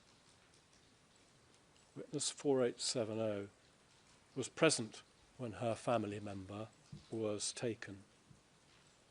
She suffers to this day from a range of life-changing symptoms, including flashbacks, of which she gave a vivid description when she came to testify here. She had a flashback coming into this courtroom, the black gowns triggering a memory of the men who'd come in the night wearing black and carrying guns. Two other examples, both of victims who provide agonizing accounts of what it was like to visit a relative held in one of the KLA's camps. Witness 4371 remembers seeing his father in detention. He looked sad and shocked, and his son could see in his eyes that he was asking for help, but there was nothing that the family could do. And to this day, 4371 is haunted by that image of his father's face as he goes to sleep. And that's T15277. Witness 4811 also saw her father in detention. He was tired, hungry, weak, crying, unclear what he was supposed to have done wrong. Both their fathers were going to be murdered. Their children's lives contain these last memories of them, and will do so until they too are dead.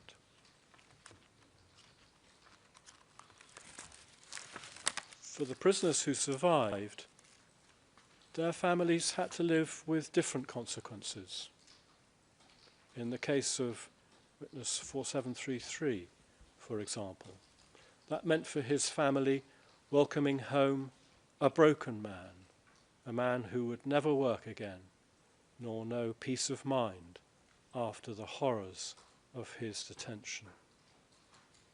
A different father, a different husband, damaged, needing care instead of giving it.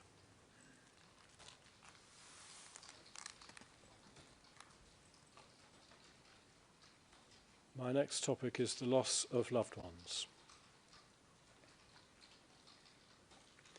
This category of harm is perhaps the easiest for all of us to feel empathy for. We can all imagine, and perhaps some have experienced, what it is to lose someone we love. But it has its complexities too. First of all, first and foremost in this case, the absolute injustice of it. We've already looked at the arbitrary nature of the detentions, and the murders were no less arbitrary, but obviously even less excusable. There are 84 victims who are relatives of murder victims participating in this case. Within that group, 20 victims have family members who were subjected to acts of enforced disappearance as charged by the prosecution. Another 66 have loved ones who were imprisoned and never seen again, or were eventually killed, but in relation to whom that there isn't a charge of enforced disappearance. What connects all these victims, regardless of whether they are Serbs or Kosovo Albanians, or whether they are victims of enforced disappearance or simply of murder or imprisonment, what connects them all is that they suffer a particular form of harm, not knowing exactly what happened to their loved ones, why it happened, and who was responsible for it. A joint statement last year by the Council of Europe and other human rights bodies emphasised the nature of this harm. And if we could have slide 9, please, the next slide. Enforced disappearances entail a serious violation of multiple human rights, inflicting profound suffering, experienced not only by those who are forcibly disappeared, but also by their families, their communities, and by society as a whole. They're often practiced as a deliberate strategy of control through terror, intended to cause suffering, instill fear, suppress dissent, and punish entire communities. And we'll return to one community in particular, one Serb community in particular, in just a few moments. Many of these victims are still searching for answers. We could have slide 10, please. Witness 72 is reconciled to searching until she dies. She said this, and to be strong still 25 years later, and to keep searching for my son and my husband and everyone else who perished in this way is really very hard. It's not easy, and I would not wish any other parent to live through what I've been through. When they took my son away from me, snatched him from my arms, so to speak, it's as if you lost one half of your heart. And the other half I still have left for the other part of my family. And this is how I live on, and I shall die with this. And I'll take these thoughts with me when I expire my last breath. I'll be thinking about my son and my husband.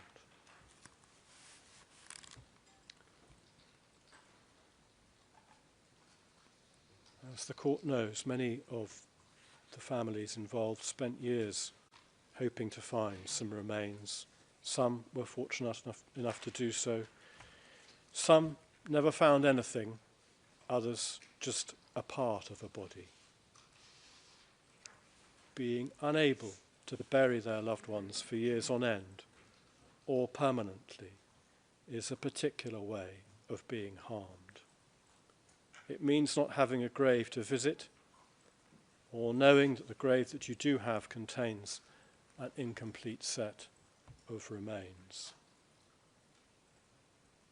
A number of victims encountered nothing but obstruction when seeking to find out what had happened to their family members.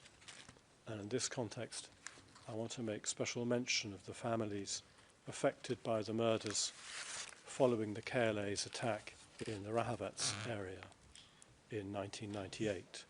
And we've heard a little about the facts of this from the prosecution, and the facts are well known. The communities were attacked, a lot of people were taken prisoner, men, women and children. They were held against their will. They were terrified out of their minds. The men and women were separated. A 16-year-old boy was put together with the men. They were mainly people who worked the land, also a teacher. They were driven away. And at some uncertain point afterwards, they were shot. And then their remains were concealed in a cave, with efforts being made to disguise their identities, possibly by the use of fire or explosives. This was a crime against an entire community, which was destroyed by the actions of the KLA, as if it were of no more value than an inconvenient weed to be torn up at the root and cast aside. This was a tight-knit community with strong ties between the various families. As a result, many of the victims lost multiple family members, as well as a wider kinship group.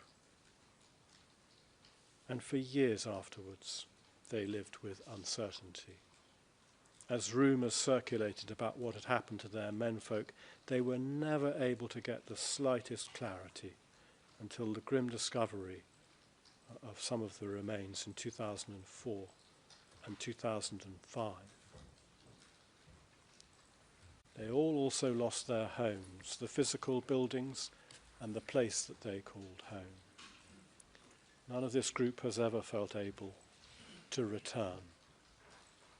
They are, however, still a community and still support one another through their awful shared experience of murder and of loss. And there simply has never been a proper reckoning in relation to these terrible crimes. The families regard their involvement in this case as a way of continuing to do right by the ones they have lost. It is the last and perhaps most touching of ways to show their enduring love. to have that loss acknowledged is a way to provide some measure of consolation. I will be returning to that this afternoon. It's very important that I emphasize to you the significance of acknowledgement of that kind for the victims. If that's a convenient moment. Thank you. We'll be adjourned until 1:30. We're adjourned. All rise.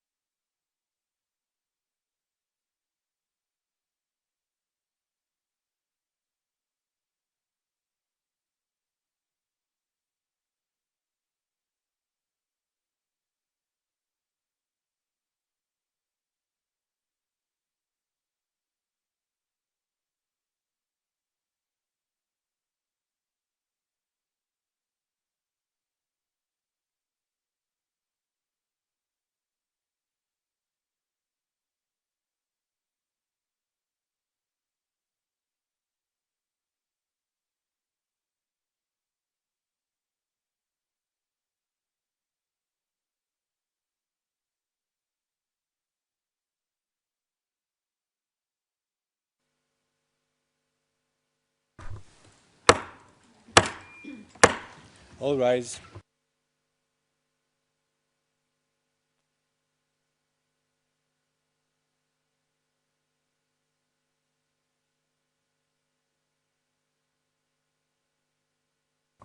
Be seated.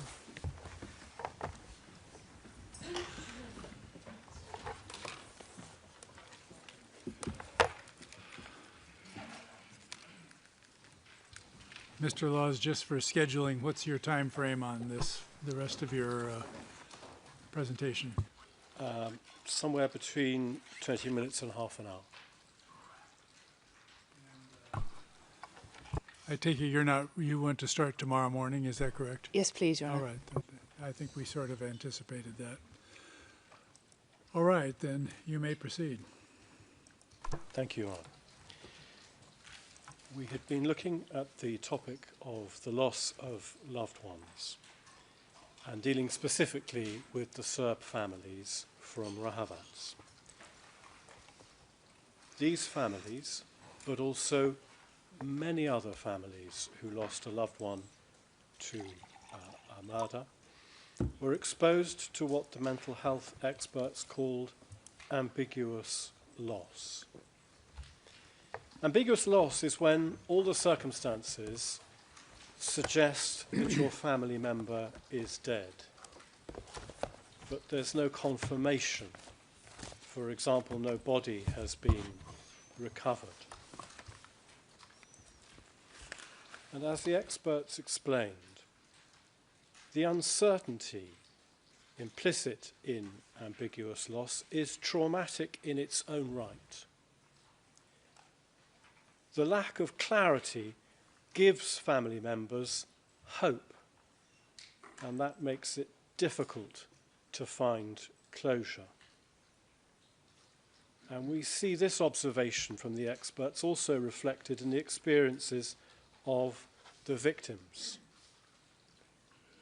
Witness 4489, who lost her husband but never had proof of his death, spoke of how 25 years of living in uncertainty amounted to torture. That was her word, and that's at T11377.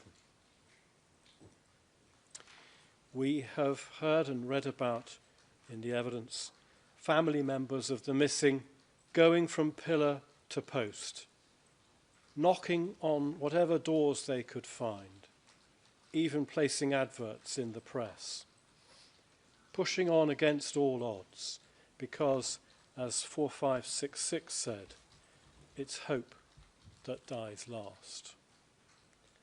That was at T6959.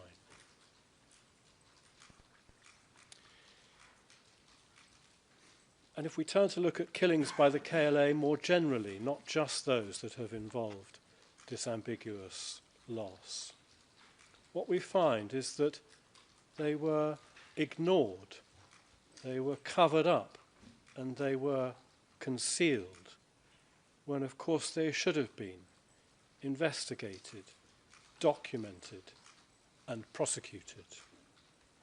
Even to talk of them was taboo in Kosovan society, and some victims learnt to be silent.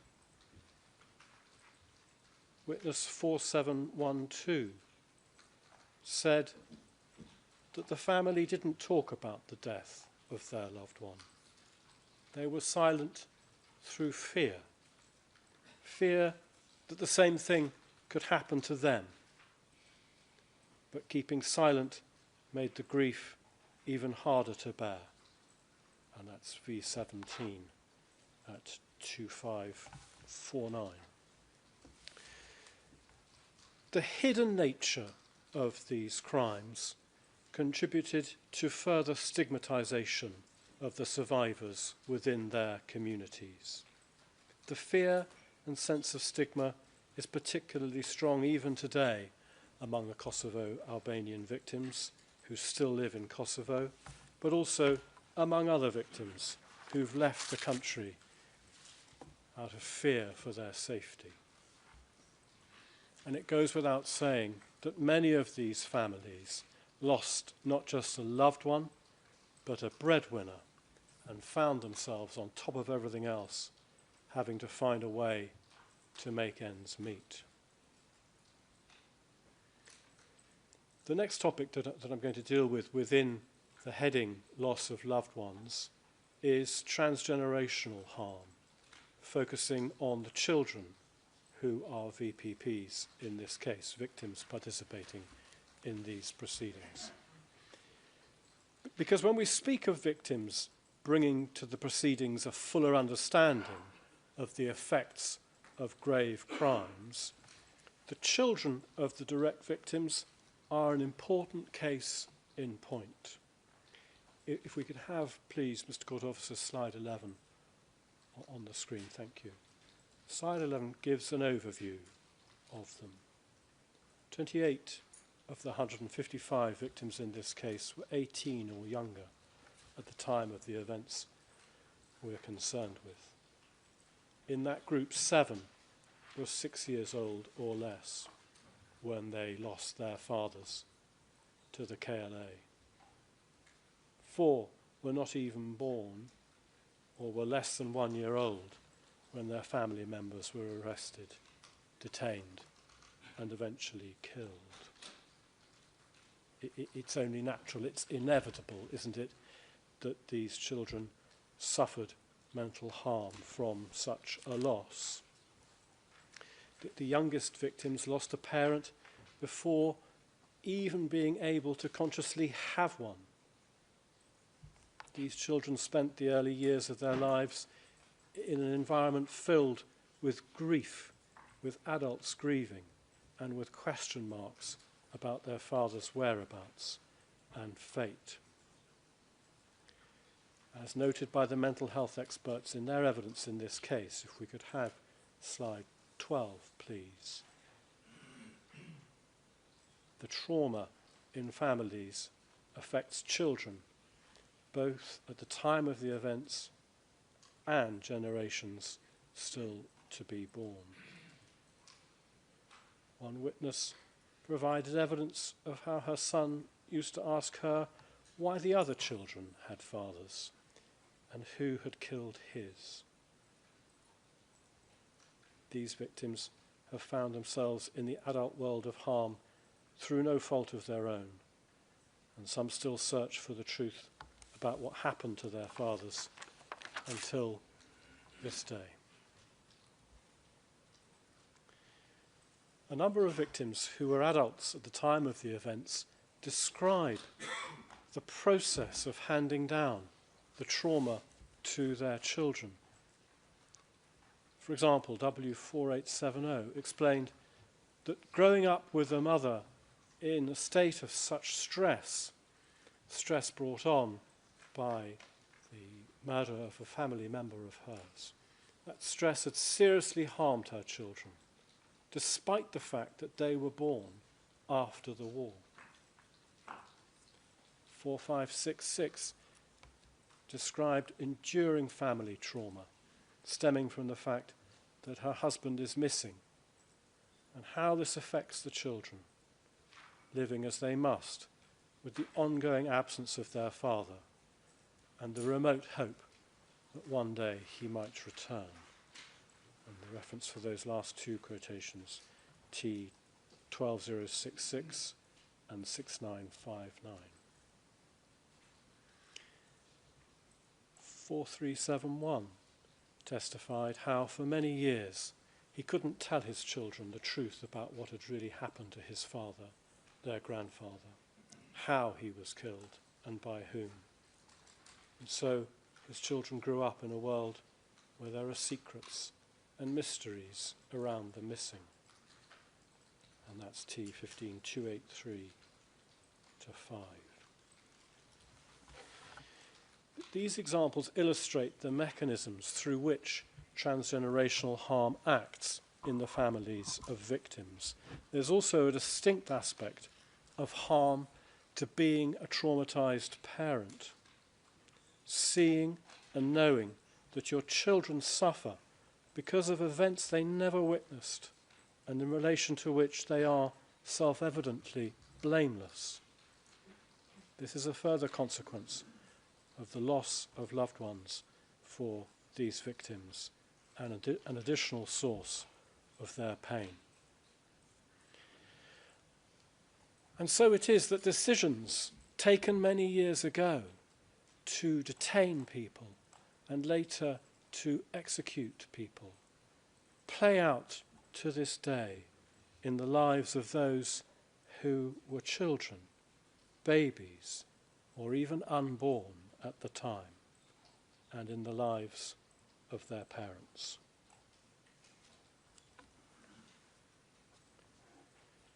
And that brings me to my fifth topic, the loss of home.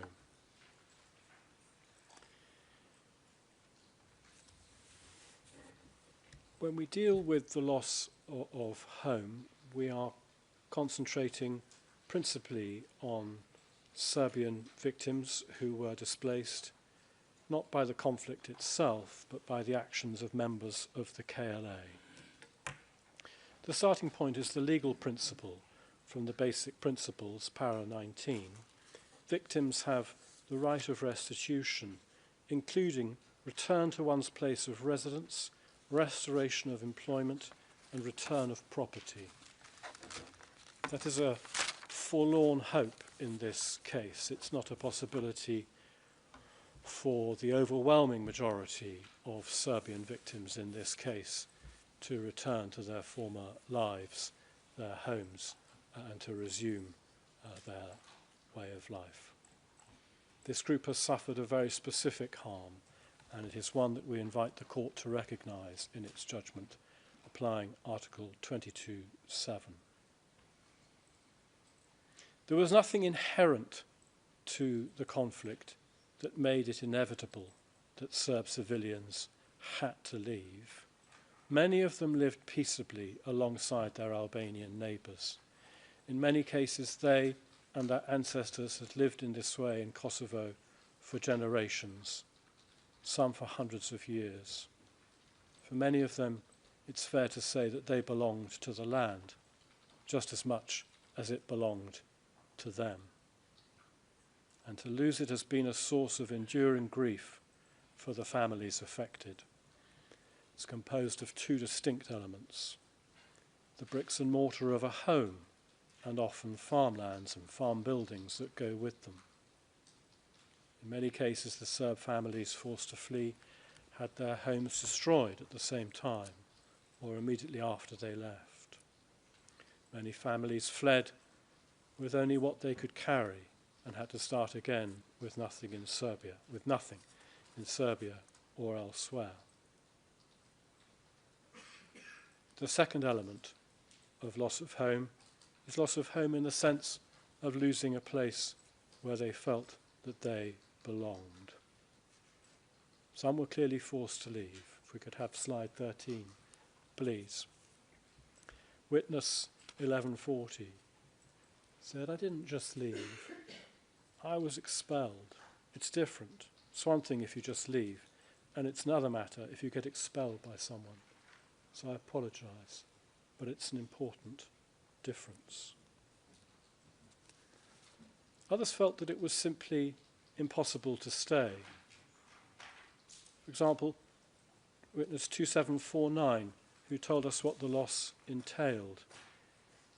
It was the end of life in the city that he had grown up in. It was the end of his job, the end of his dreams for the future. It all went, and his life took a different course, one over which he had no control. VW1 is another example. He left Kosovo after his detention by the KLA made it impossible for him to continue to live there, for reasons set out in his statement. It is obvious how his exile affects him to this day. On top of the diagnosis of PTSD that he has, and which requires regular treatment as a result of his detention, he's lost his community, his connections to his home country, his family, and his friends. For him, it amounts to losing both his past and the future that he had seen for himself before he was kidnapped. I've been calling it loss of home in order to encompass both the material and psychological impact of this harm, but I hope it's clear that the expression is also intended to express the sense of exile.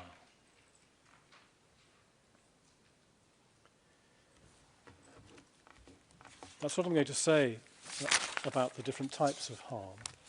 I want to conclude my submissions today, if I may, by some observations about the importance of this trial and perhaps some words about the future. We've already seen that the consequences for the victims in this case are not limited to the physical or the psychological. For some, there is the ongoing stigma of having been harmed by the KLA, which in the eyes of some in the community indicates their disloyalty.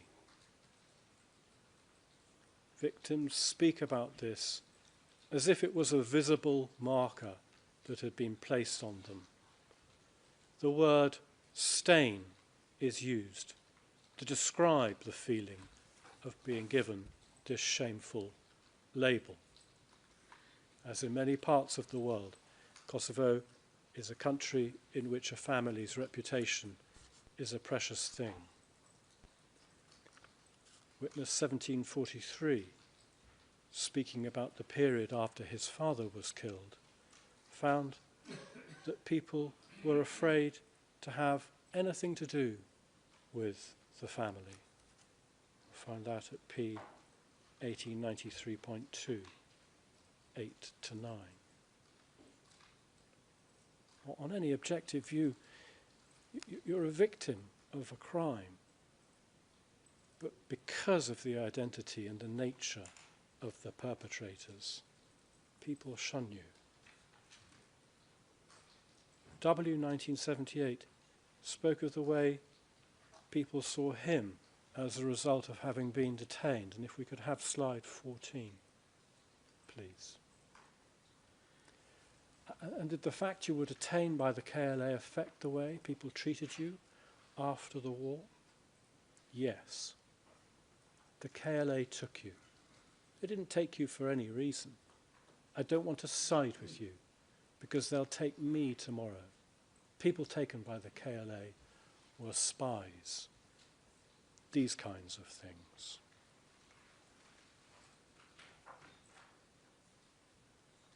This stigmatization is a particular form of injustice. A spurious allegation may have led to your family being targeted in the first place, targeted for detention, for beating, for murder. Now, the fact that you were targeted is a passport to ostracism and exclusion. But not only do you face that injustice, in the case of many victims, there is the compounding and overarching injustice that the original perpetrators have not been held to account. And that feeling of injustice in relation to these crimes has, we suggest, been palpable in this trial. The mental health experts noted the large percentage of victims who mentioned a lack of justice as being important to them. And they also noted the adverse effect of not receiving justice on the victims. And if we could have slide 15, please. Mental health issues are worsened by ongoing social and economic stress alongside the lack of justice and institutional support.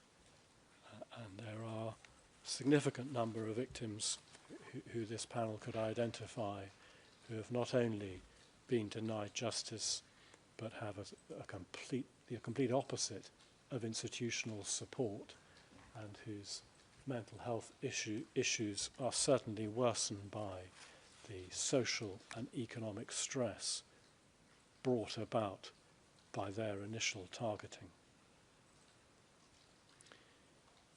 It's such a basic human response to want to see some accountability for a crime committed against us or those we care about. The initial injustice of the crime, compounded by the knowledge that it has been left unacknowledged, that those who are responsible for it deny it. They don't apologize. They refuse to take responsibility for what they did. It's as if the world doesn't take what happened seriously, or as if it simply doesn't care. Imagine then being one of the families in this case, living for 25 years, not only without any resolution, but without even the hope of one, until this court came into being. Witness 4781. He and his family had been the victims of terrible crimes. He spoke of how, before the KSC was established, they had given up any hope of justice. And then of how he and many others, his expression, many others, think that this court is the last hope that they have. And that's at T8431-2.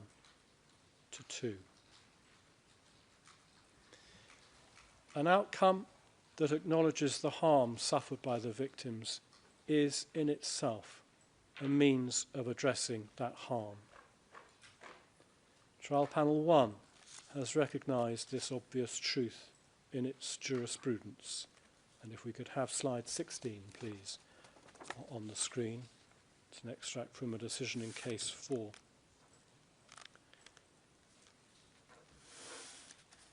The panel is of the view that acknowledgement of serious breaches of human rights and international humanitarian law is, as are reparations for the harm suffered as a result of those breaches, an important form of remedy for victims. We invite this panel to apply that same principle here. It's consistent with the jurisprudence of the European Court of Human Rights, as Trial Panel 1 demonstrates in that same decision from Case 4 at paras 21 to 28. It also accords with the experience of victims. There is some solace, some comfort in knowing that justice has been done. This trial and Your Honour's judgment is an opportunity for these and all of the victims to find some answers and some accountability for what happened to them or to their loved ones all those years ago. It is also an opportunity for these victims to have their experience of loss and pain at the hands of the KLA heard and in some cases finally acknowledged. Not only by this court, but also by the public in Kosovo and elsewhere. It's an opportunity for victims to be finally permitted to speak up for their rights, including the right to truth about what happened to those that they loved, without fear of being called an enemy. Sadly, there are still those in Kosovo who insist on claiming that no crimes were committed by the KLA and that it fought a war without moral blemish. As part of that alternative reality, efforts are made to portray the victims of the KLA who cooperate with this court as being disloyal to Kosovo. W4735, a very brave man indeed, testified here without protective measures in order that everyone would know what he had to say.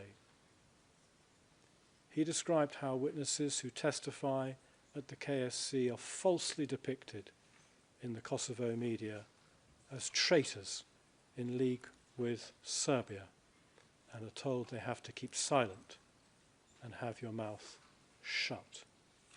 That's T 19415. And this contributes to the ongoing harm of the victims who, on top of all the other injustices visited upon them, are encouraged to be invisible and shamed and defamed if they decide not to do so. They are inconvenient to those who would prefer to assert that the KLA were without blame, without victims. So let's be really clear about this. The crimes and the cruelty that accompanied them, the hideous mistreatment, the brutal murder, the cynical efforts to conceal crimes, these things happened. And the denial of that fact is a cruel lie, heaped upon the cruelty of the crimes themselves. The truth about what happened to them may be hard to acknowledge because it sits uncomfortably with the narrative of the KLA fighting a pure and clean war. They caused casualties to their own civilian population and to Serb non-combatants. And it's time for that to be recognized, because that may in turn begin to bring a little more peace into the lives of the victims. Two things can be true. The KLA can have fought a war of liberation, can have done so with the overwhelming number of their members doing so in perfectly good faith.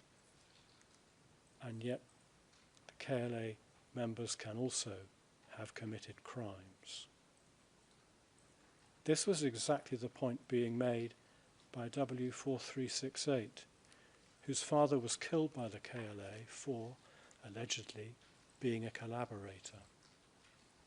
He said that he supported the KLA who do not kill Albanians, and that's at T7079. The fact that these crimes were committed by members of the KLA doesn't make it a criminal organisation. It's finally time to take responsibility, not only for what many Albanians see as actions that brought the KLA glory, but also for the inglorious ones that have been the focus of this trial. No one is served by clinging to a version of the past that seeks to free one party from all wrongdoing. All that does is to demonise the victims. And so whatever the verdicts on these four men, we hope on behalf of the victims that the judgment will make it plain as day, that these 155 individuals have indeed been the victims of crimes, and that there was no justification whatsoever for what was done to them. What happens after that, we'll have to wait and see. But in our submission, that is part of the appropriate response to these crimes, and it's a part that may offer some solace to this gravely wronged group of people. I want to thank you for your attention. That is all I want to say. Thank you, Mr. Laws.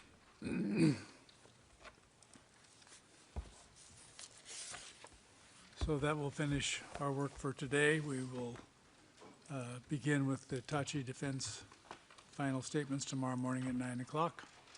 We'll see you all then. We're adjourned until 9 tomorrow. All rise.